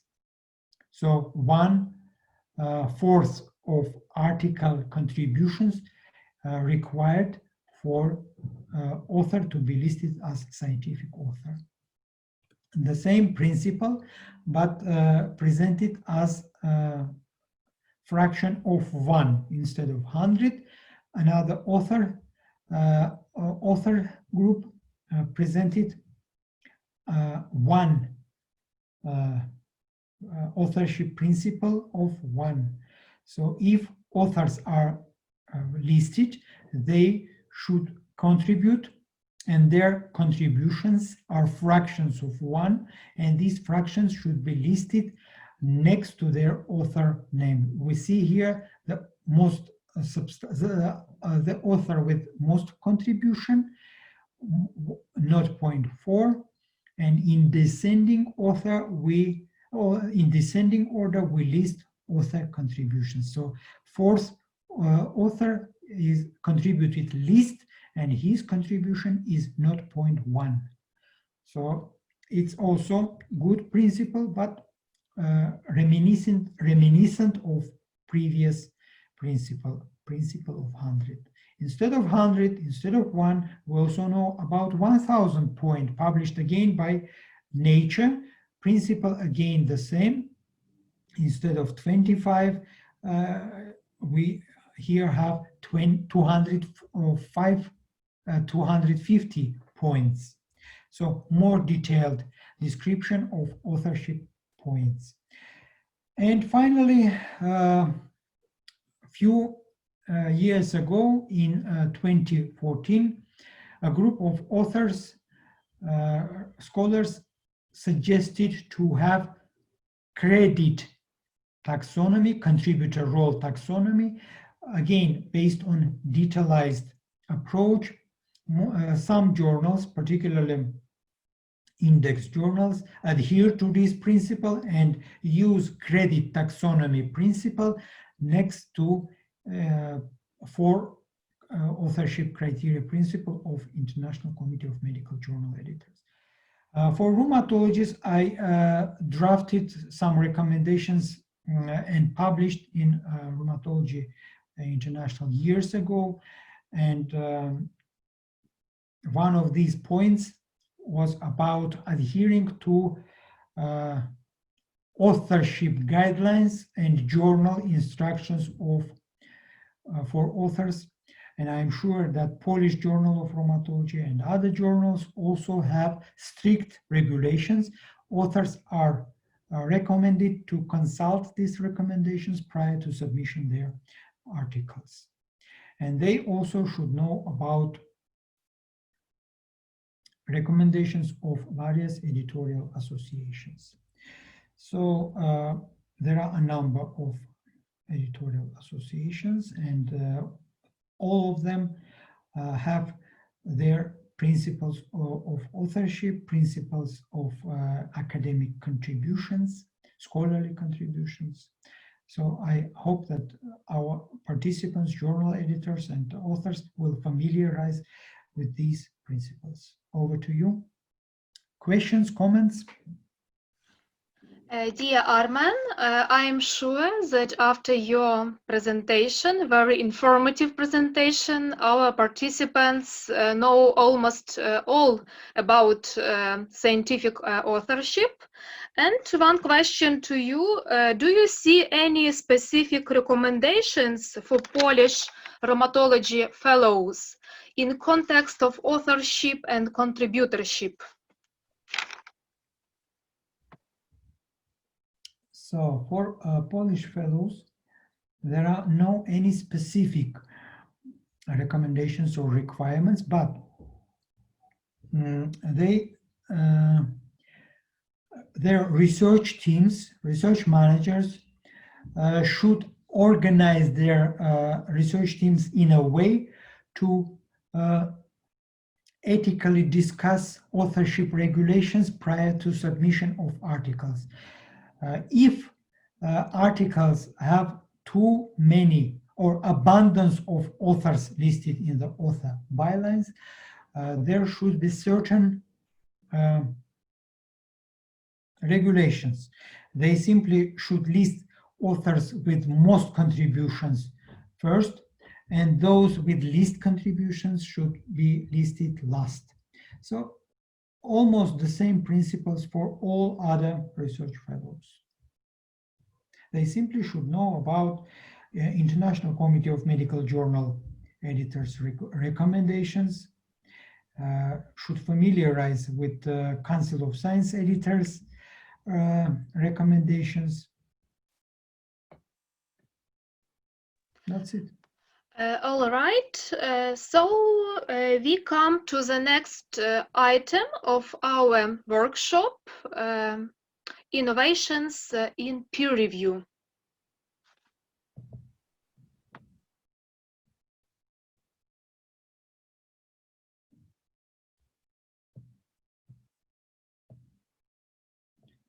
Well, so how we perform peer review?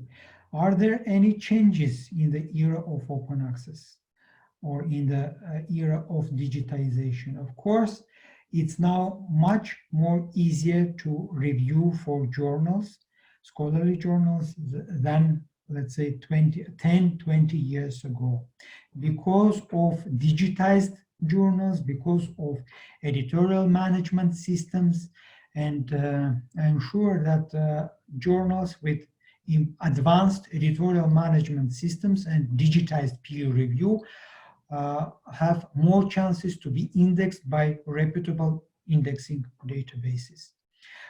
Peer review is also important nowadays for academic promotion. By discussing peer review topic in the context of publishing, again, I experiment with Scopus searches, and this experiment should be useful, should be attractive and helpful to all our participants. They may use the same principle for searches in their field of interest. So in the field of peer review and publishing, I use two keywords. We see that there are roughly 9,000 articles. We may visualize annual publication activity, and we see that number of articles related to peer review increasing over time. Some of highly cited articles are listed based on Scopus citations. The most active journals are also listed here. Again, it's based on Scopus analytical option, analytical tools. Nature, Science, Lancet are top journals in the field of authorship. And there are also some top scientists with most publications related to peer review. Here are authors, let's say statistician, late Professor Douglas Altman, current editor of Lancet, Richard Horton, editor of New England Journal of Medicine or JAMA, etc., etc. So editors of top scientific journals are concerned with peer review and they publish actively in this field.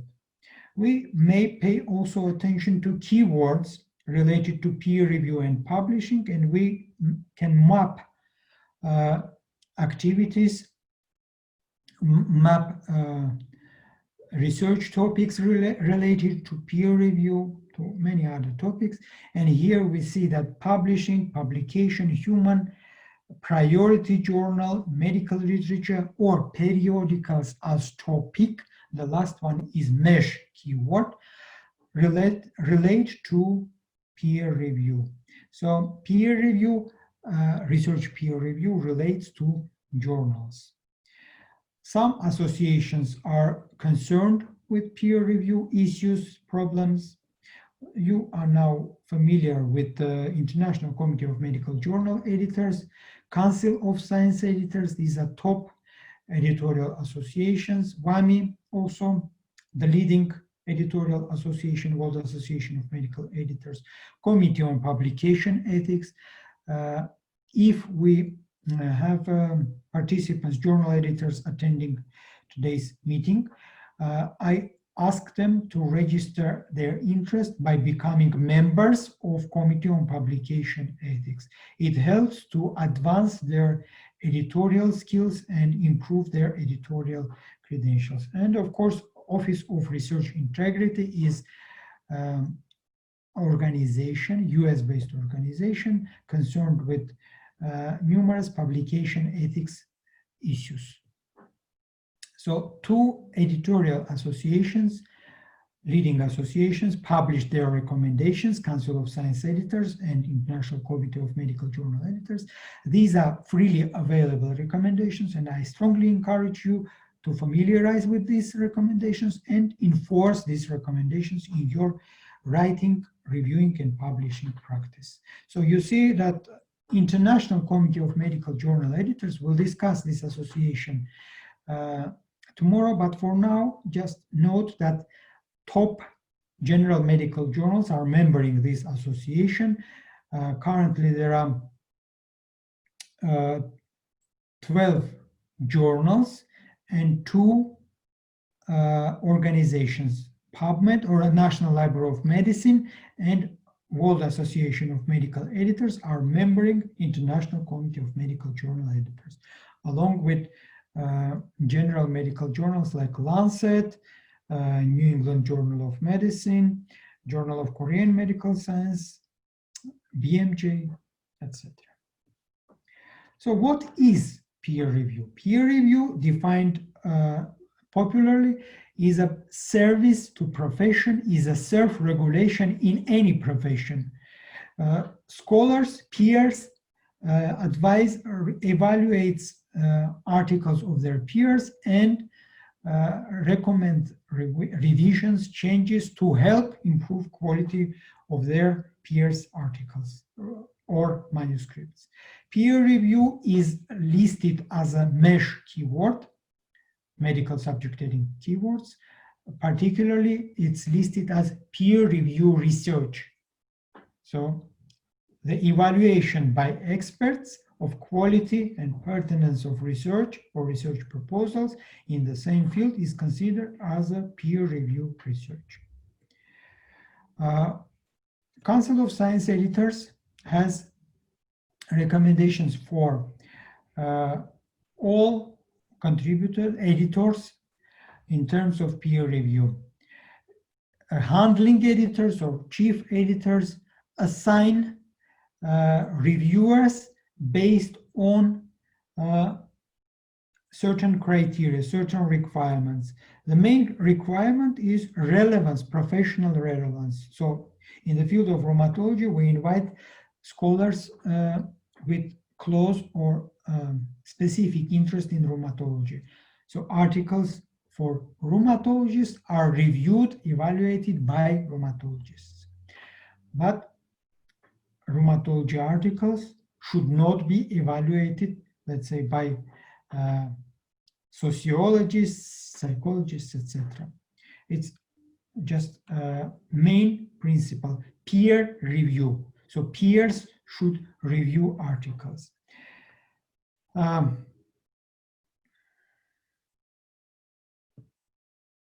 There should be options or ways to incentivize and recognize contributions of reviewers.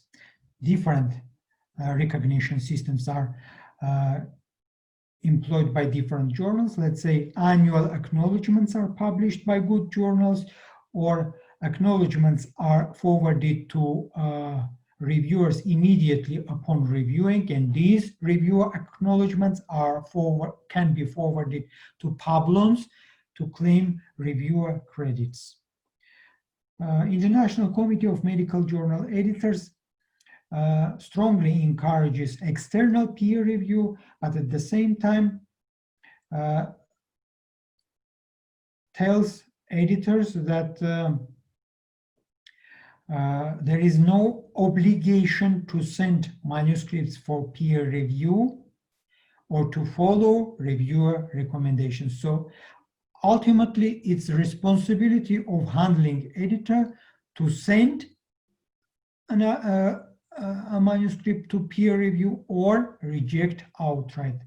If handling editor feels that methodology or quality of manuscript submission is unacceptable for specific journal, then he or she may reject outright without sending to external reviewers.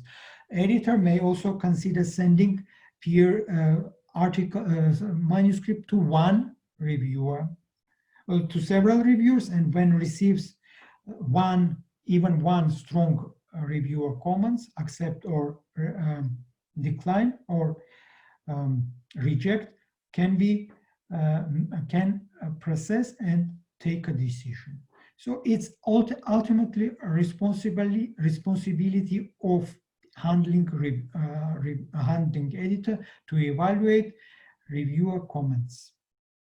Peer reviewers are, of course, experts chosen by editors, and they should know how to write reviewer comments. They should be skilled.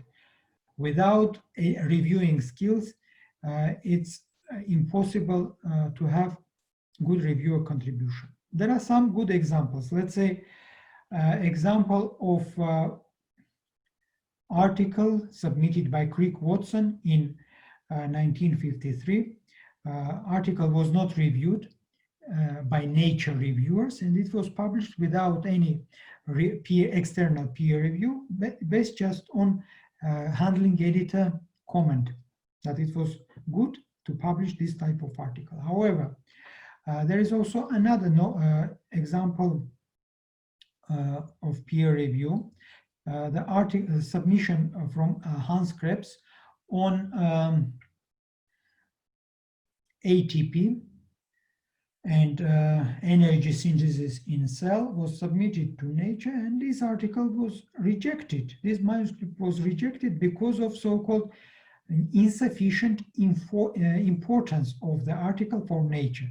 Of course, this article, manuscript was published as an article in another journal, smaller journal, in a Dutch journal, and it was well received by professional community, and Hans Krebs received its Nobel Prize years later for this valuable article that initially was rejected by Nature. So this type of things happen. Peer review is a service to profession. So peer reviewers should be ethical, skilled professionals who think first of all about their profession. Their main interest is to serve to profession. Who are best reviewers? I refer to my article, which was published years ago. So training in statistics, epidemiology, clinical epidemiology helps to satisfy best reviewer criteria. Those who are trained or who act actively as a reviewers are also can be also considered as best reviewers. Those who published Web of Science or Scopus indexed articles, editorial board members should be most active when review submissions to the journal. And handling editor may invite others, external reviewers, knowing about their reviewing skills. So it's a prestige honor to act as a reviewer, and all these assignments can be also considered as academic assignments. When we invite additional statistical reviewer, we may increase quality of published articles, accepted articles, 5 times. There is evidence coming from General Medical Journal, Spanish journal. Statisticians, reviewers should know a lot about statistics. They should know about distribution of parameters, Kolmogorov, Smirnov, Shapiro-Wilk tests. They should know about confounding factors and how regression analysis should be used to correct for confounding factors.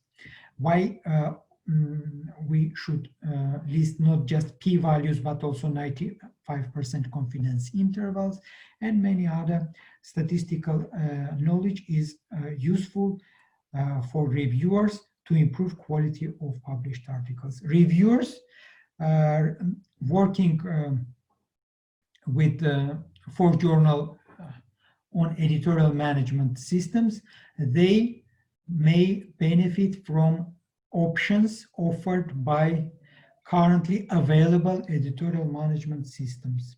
They are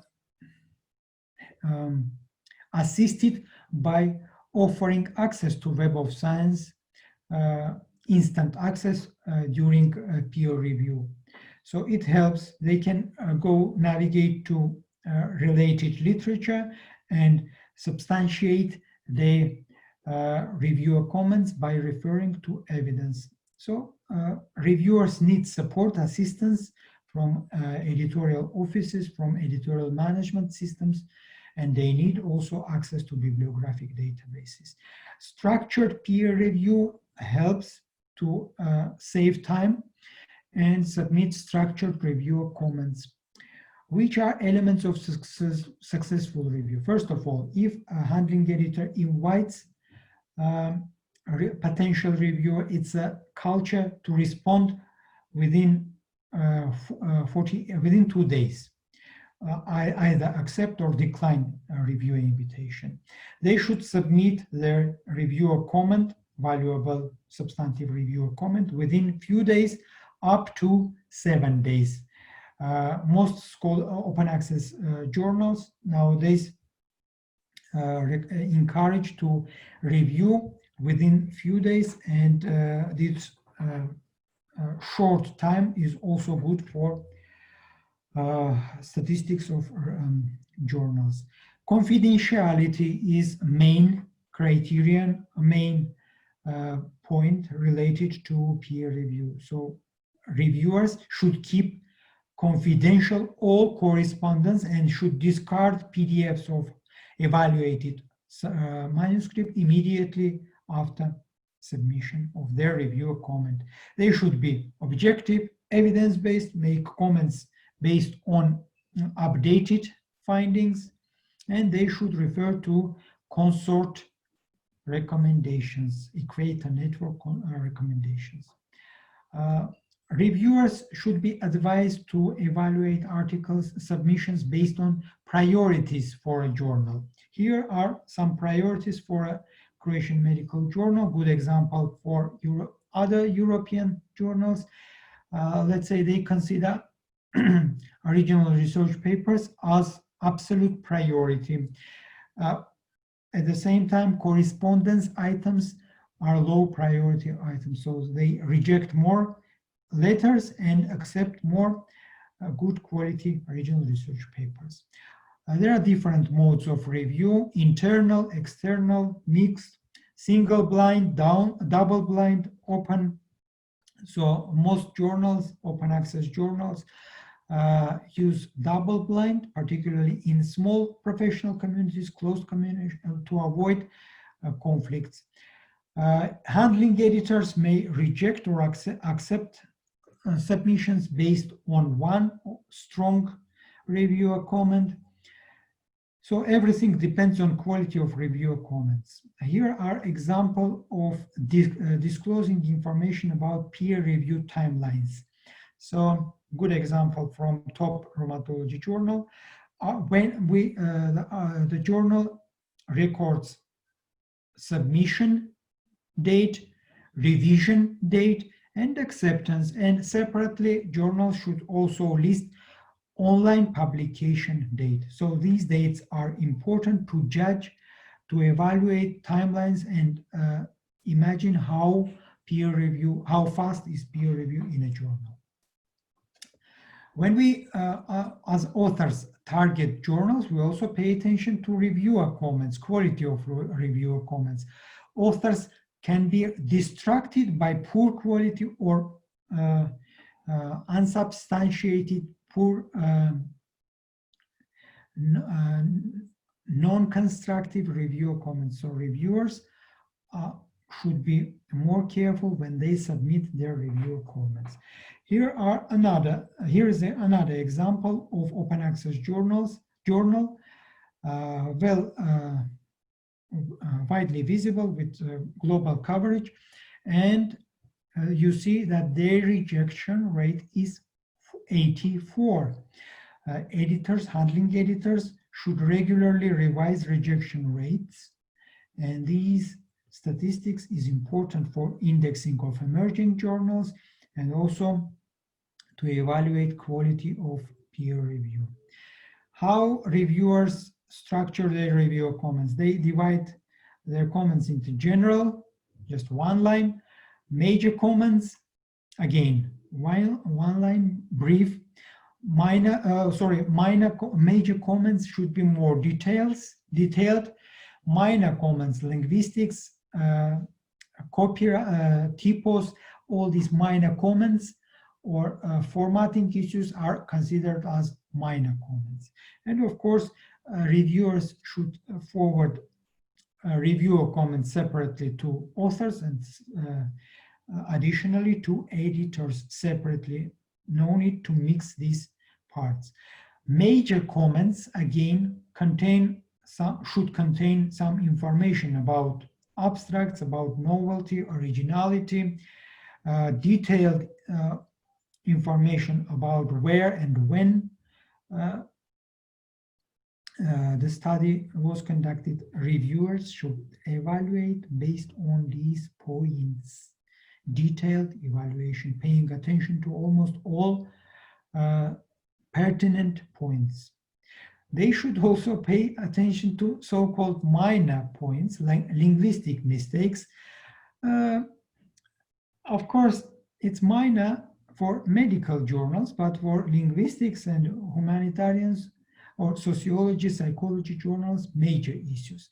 So again, pay attention to redundant words, long sentences, try to write your short sentences, avoid inappropriate apostrophes, inappropriate use of articles A and Z, the article Z, then inappropriate use of which and that, and a number of other linguistic points. Here is example of a non-Anglophone author who already published in a non-Anglophone journal article in English, but you can see that there are some linguistic mistakes. Long sentence, circuitous, So it could be divided into several short sentences. So we see that this article was not properly edited. It's a responsibility of author, but also responsibility of journal editor.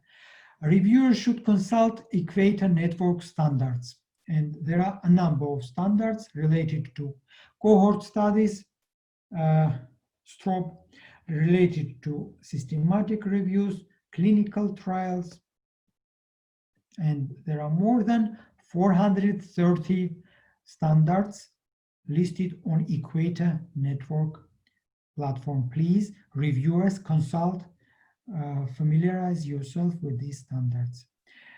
In terms of systematic reviews, which are often published by medical journals, we should pay attention how many articles were retrieved from various databases and how many were processed in the end.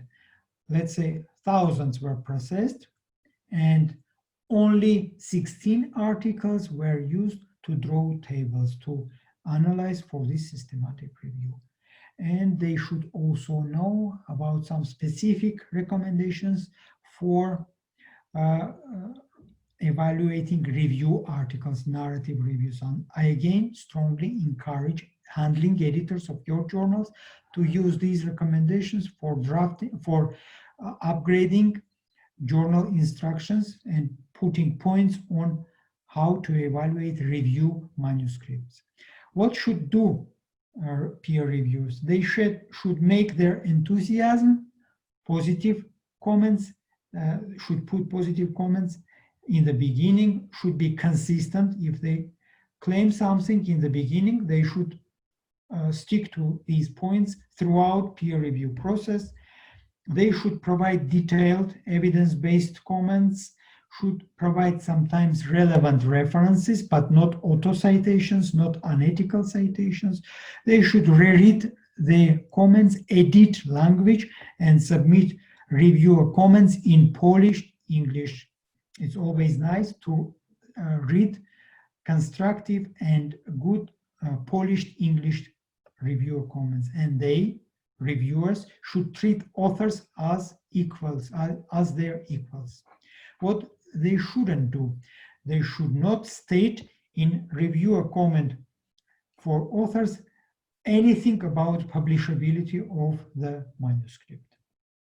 And of course, they should be, reviewers should be incentivized, acknowledged, and certificates of excellence are the best way to incentivize reviewers. Nowadays, we also have Pablon's platform, and I am sure that Polish scientists know about this platform, review frequently, and transfer information to Pablon's profile. Some journals do it automatically as a partners, but those who are not partnering, again, can do it easily by asking their reviewers to forward reviewer acknowledgements to Pablon's.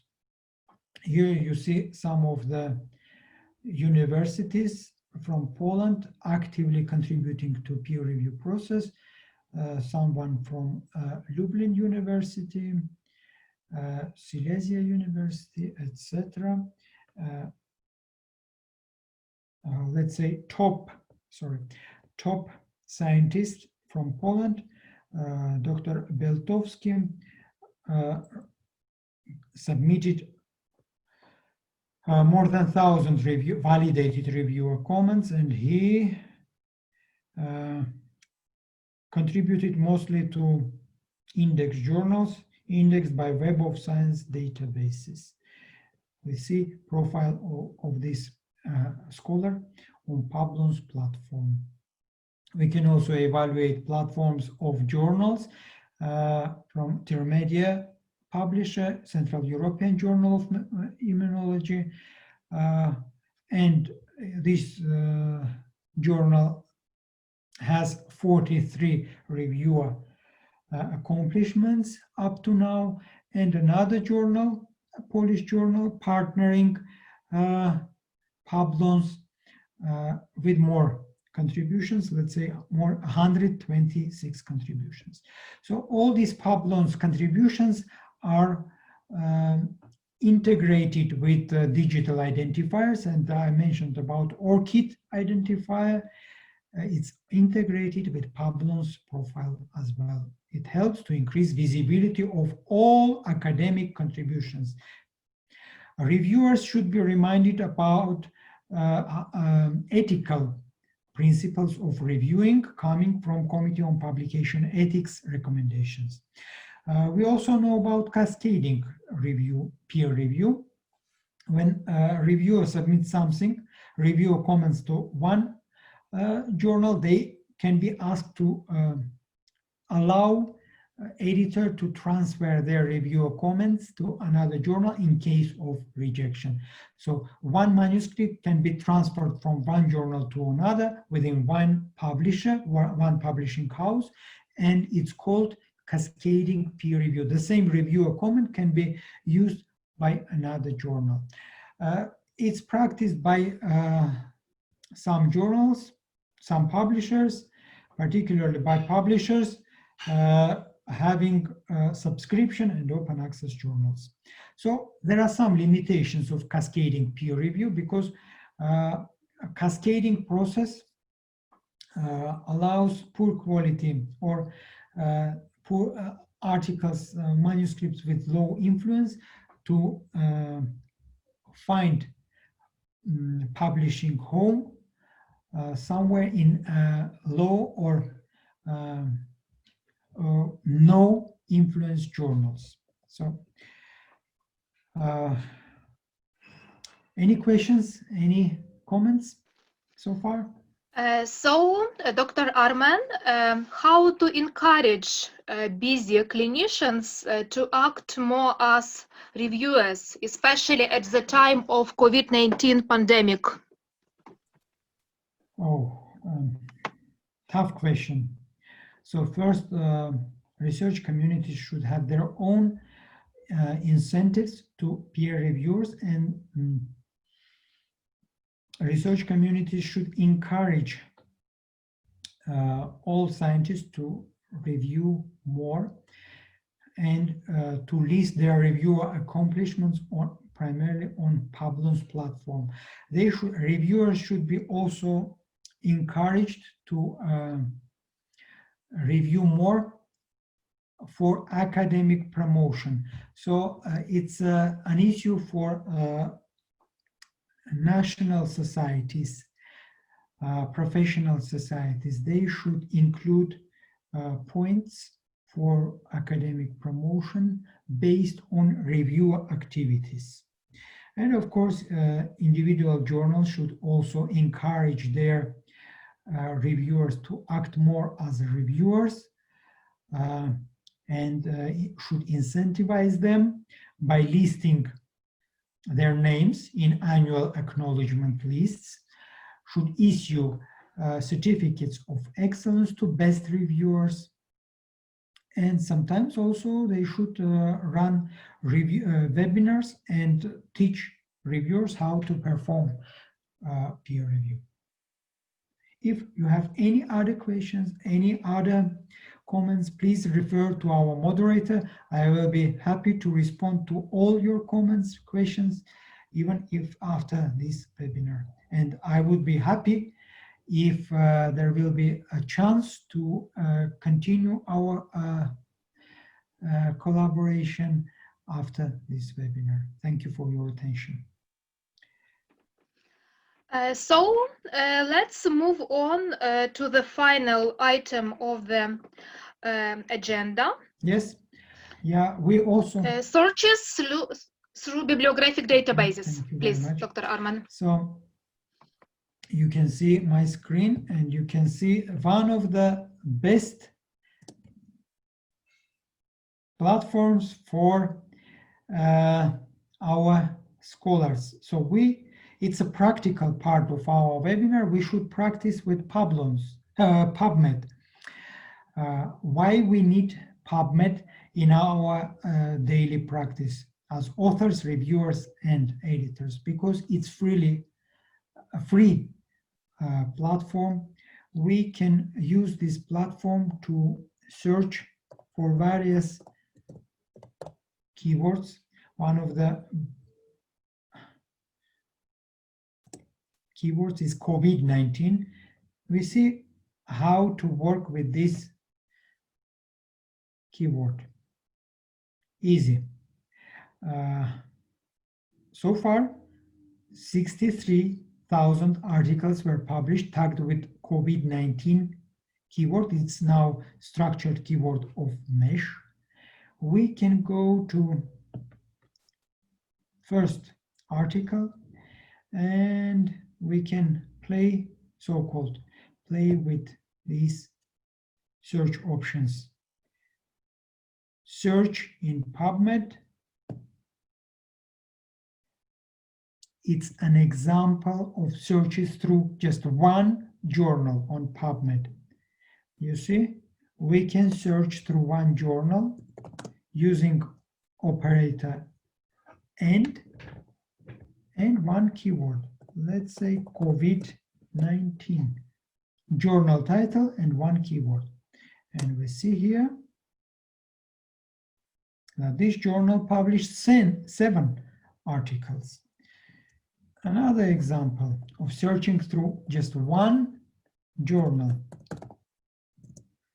Lancet. I use abbreviation, National Library of Medicine, abbreviation of a journal, Lancet, the Lancet. And again, I use COVID-19 as a keyword.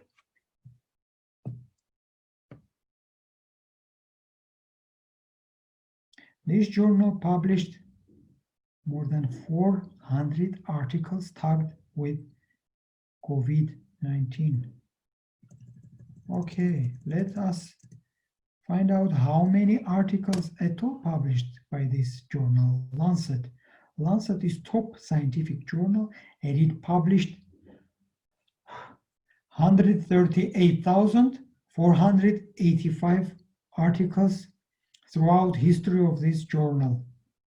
And of this, COVID-19 just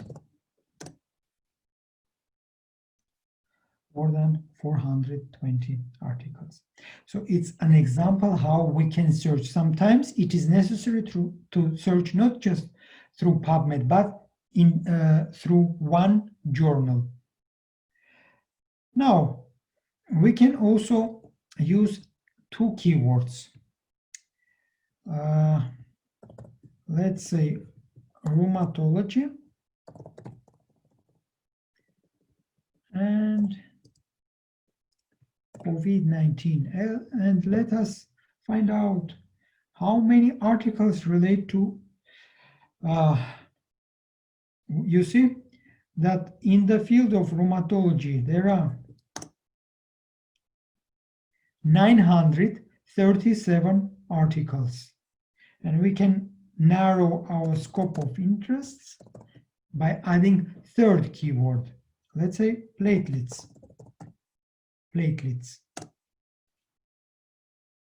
Just 6 articles relate to platelets, COVID-19 and rheumatology. And again, we narrowed our scope of interest and we can analyze these articles. So again, it's hopefully our authors will also use this strategy to narrow their interest.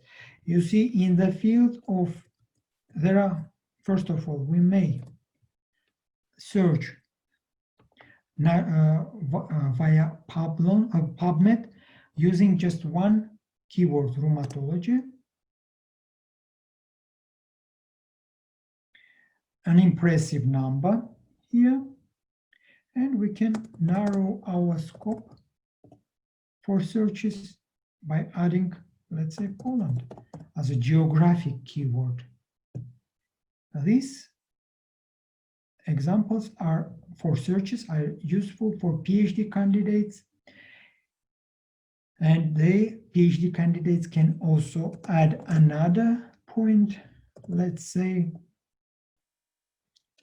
lupus, systemic lupus erythematosus, and they can narrow scope of their searches and analyze. So PubMed is used widely on a daily basis by all research fellows. Now, we also have another free, publicly available platform, Directory of Open Access Journals. We can use not as easy as PubMed, but still it's possible. Here, let me try to search through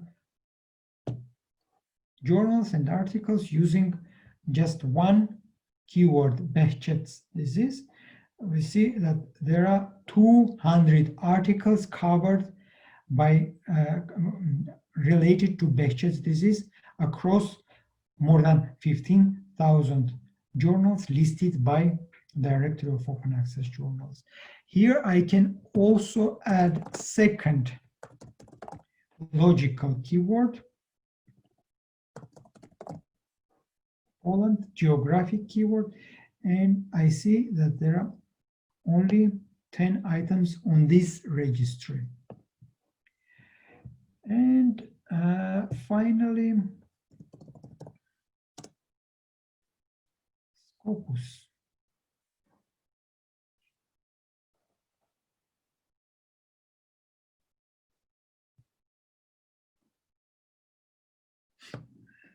Scopus allows us to search without sign in, without subscription, to sources, available sources. You see that there are numerous sources, active and non-active, but if I wish more detailed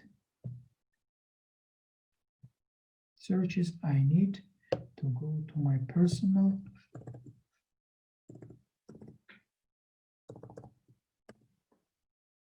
account and search through personal subscription. So let me try again with COVID-19 as a document and search in Scopus. I see that more than 56,000 items relate to COVID-19, and we also here have we can rank all these articles based on their citations, descending order of citations. It's a good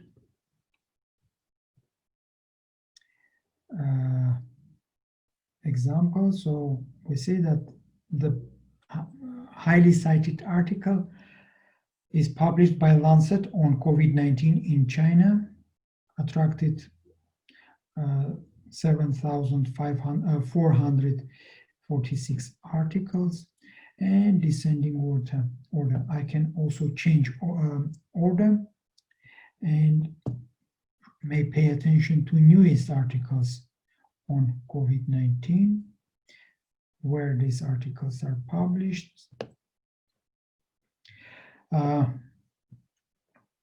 All these articles on COVID-19 can be analyzed also using Scopus Analytic tool, and it allows us to track annual publication activity.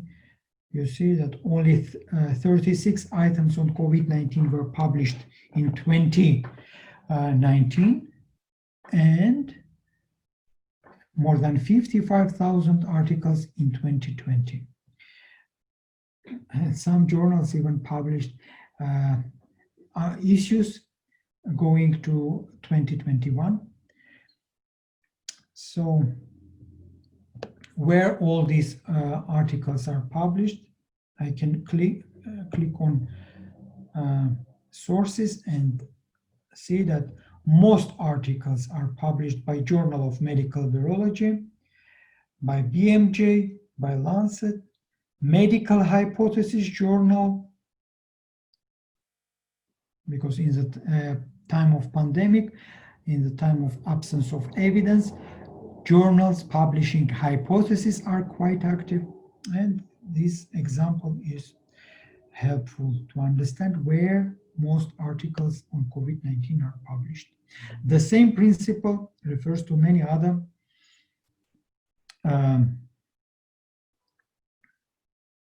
scientific subjects. We can also find out affiliations or universities actively publishing. Harvard University among top 10 countries. Then we may pay attention to subject areas. Of course, medicine is most active in the field of COVID-19, biochemistry, but also social sciences, also third most active field in the context of COVID-19.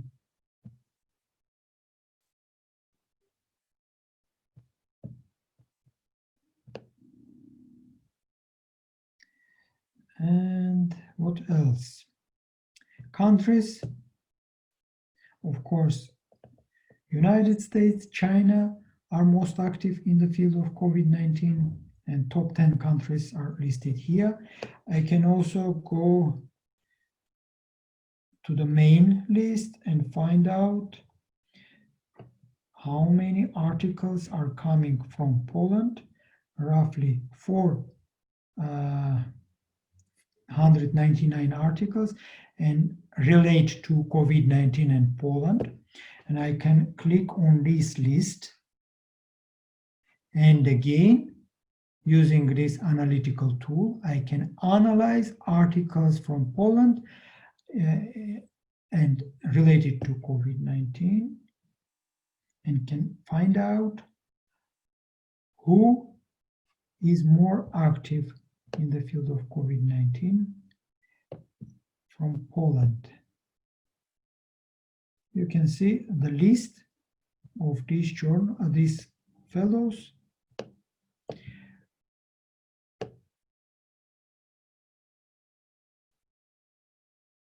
And you now see profile of scholar who published numerous articles on COVID-19.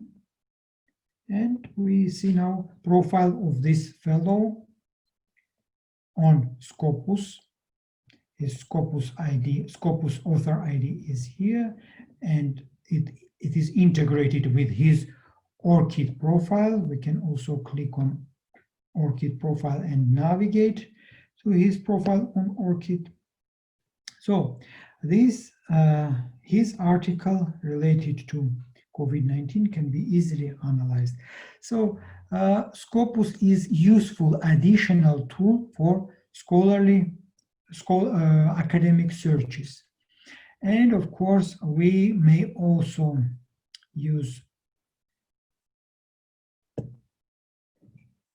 Web of Science searches. Again, we need subscription, but we can also use login details. You can see here that we can use our ORCID ID to access free search platform, free part of Web of Science search platform. So it's basically used to find a journal, different journals. We can search journals, but it requires to have access. We can use access through our ORCID ID. So now you understand basic principle of so-called comprehensive search strategy. We use different bibliographic databases. We use PubMed platform primarily for searches of articles indexed by Medline. We combine it with Scopus, sometimes also with Doage for open access articles. We may also combine these searches with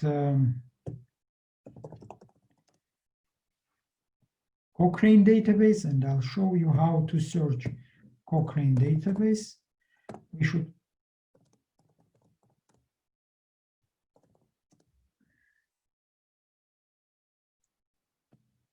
for searches through Cochrane database of systematic reviews. We go to again to PubMed platform. So Cochrane database of systematic reviews is a database of Cochrane library, an individual journal with its impact factor, and it has published more than 15,000 systematic reviews. It's a top level of evidence-based systematic reviews.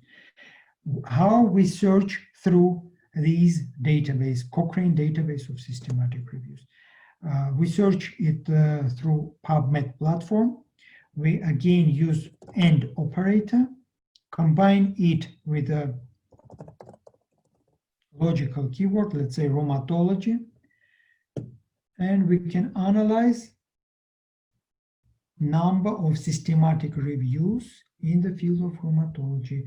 There are more than 145 rheumatology-related systematic reviews. We can also use COVID-19 as a logical or as a structured keyword and find out there are 18 systematic reviews related to COVID-19. So we navigate to this article. It's systematic review on COVID-19, one of these 18 systematic reviews, and we find out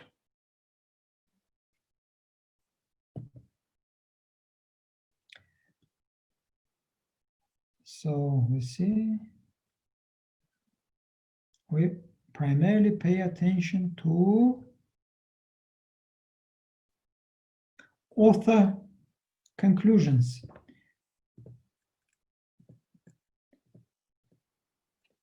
Here, we found no studies that evaluated disease transmission via aerosols in dental setting. So it's a specific systematic review. You simply should know, it's an example, so you should know that when we analyze or scan systematic review, we first of all pay attention to authors' conclusions.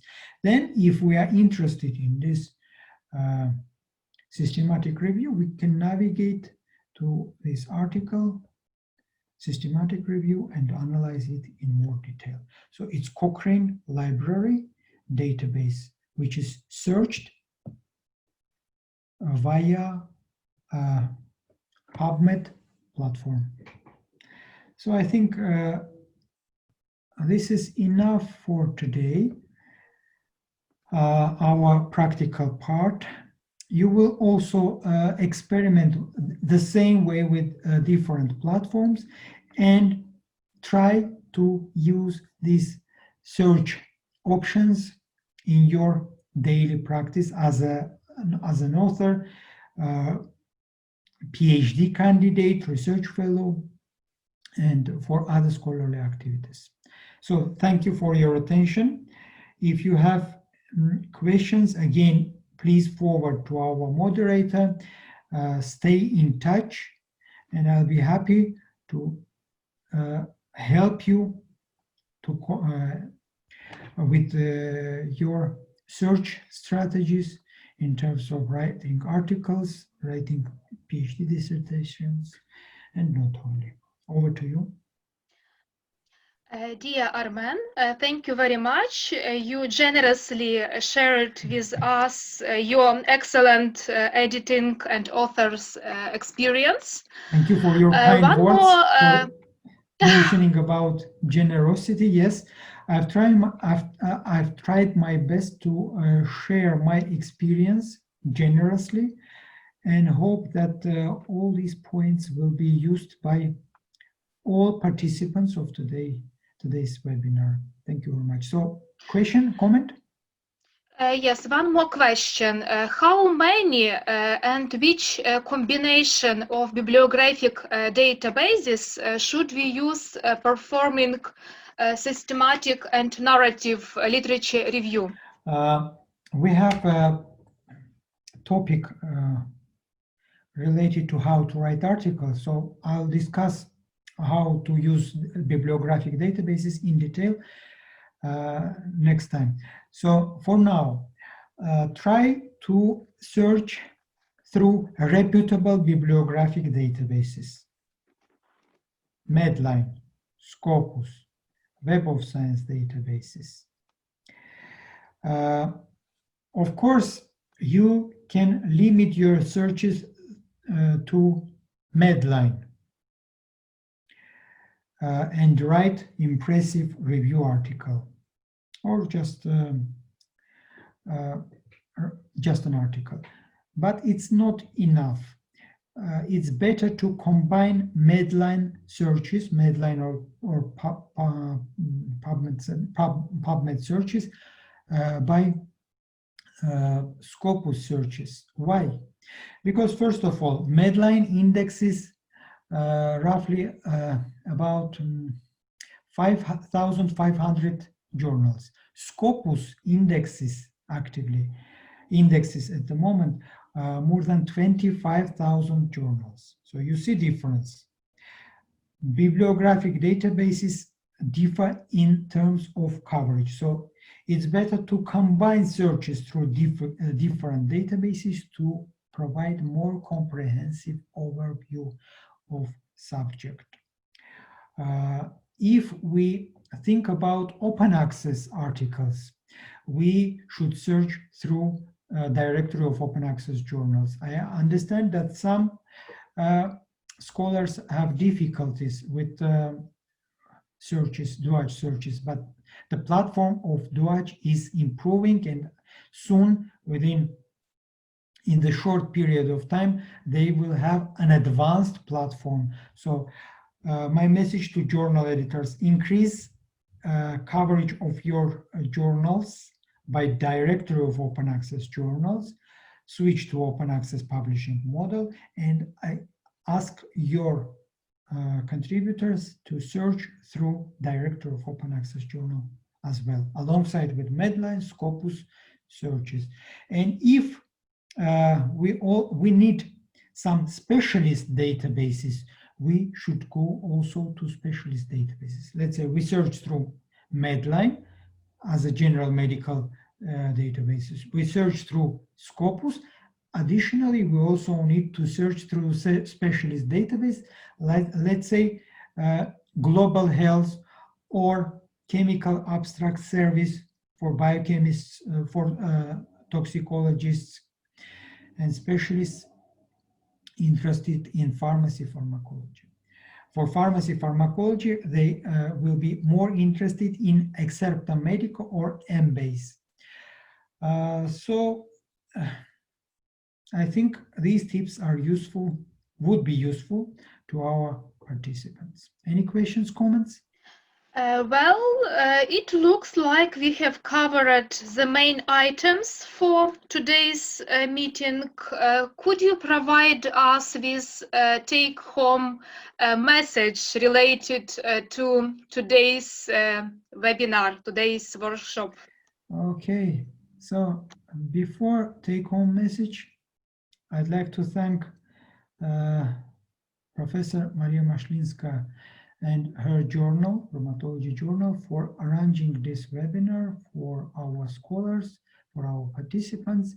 And my main message is to actively read English journals, particularly top scientific journals like Nature, Science, Lancet, BMJ, and other top scientific journals with good English, with polished English. Learn a lot how good authors publish, and then submit great articles to your local journals like Rheumatology Journal,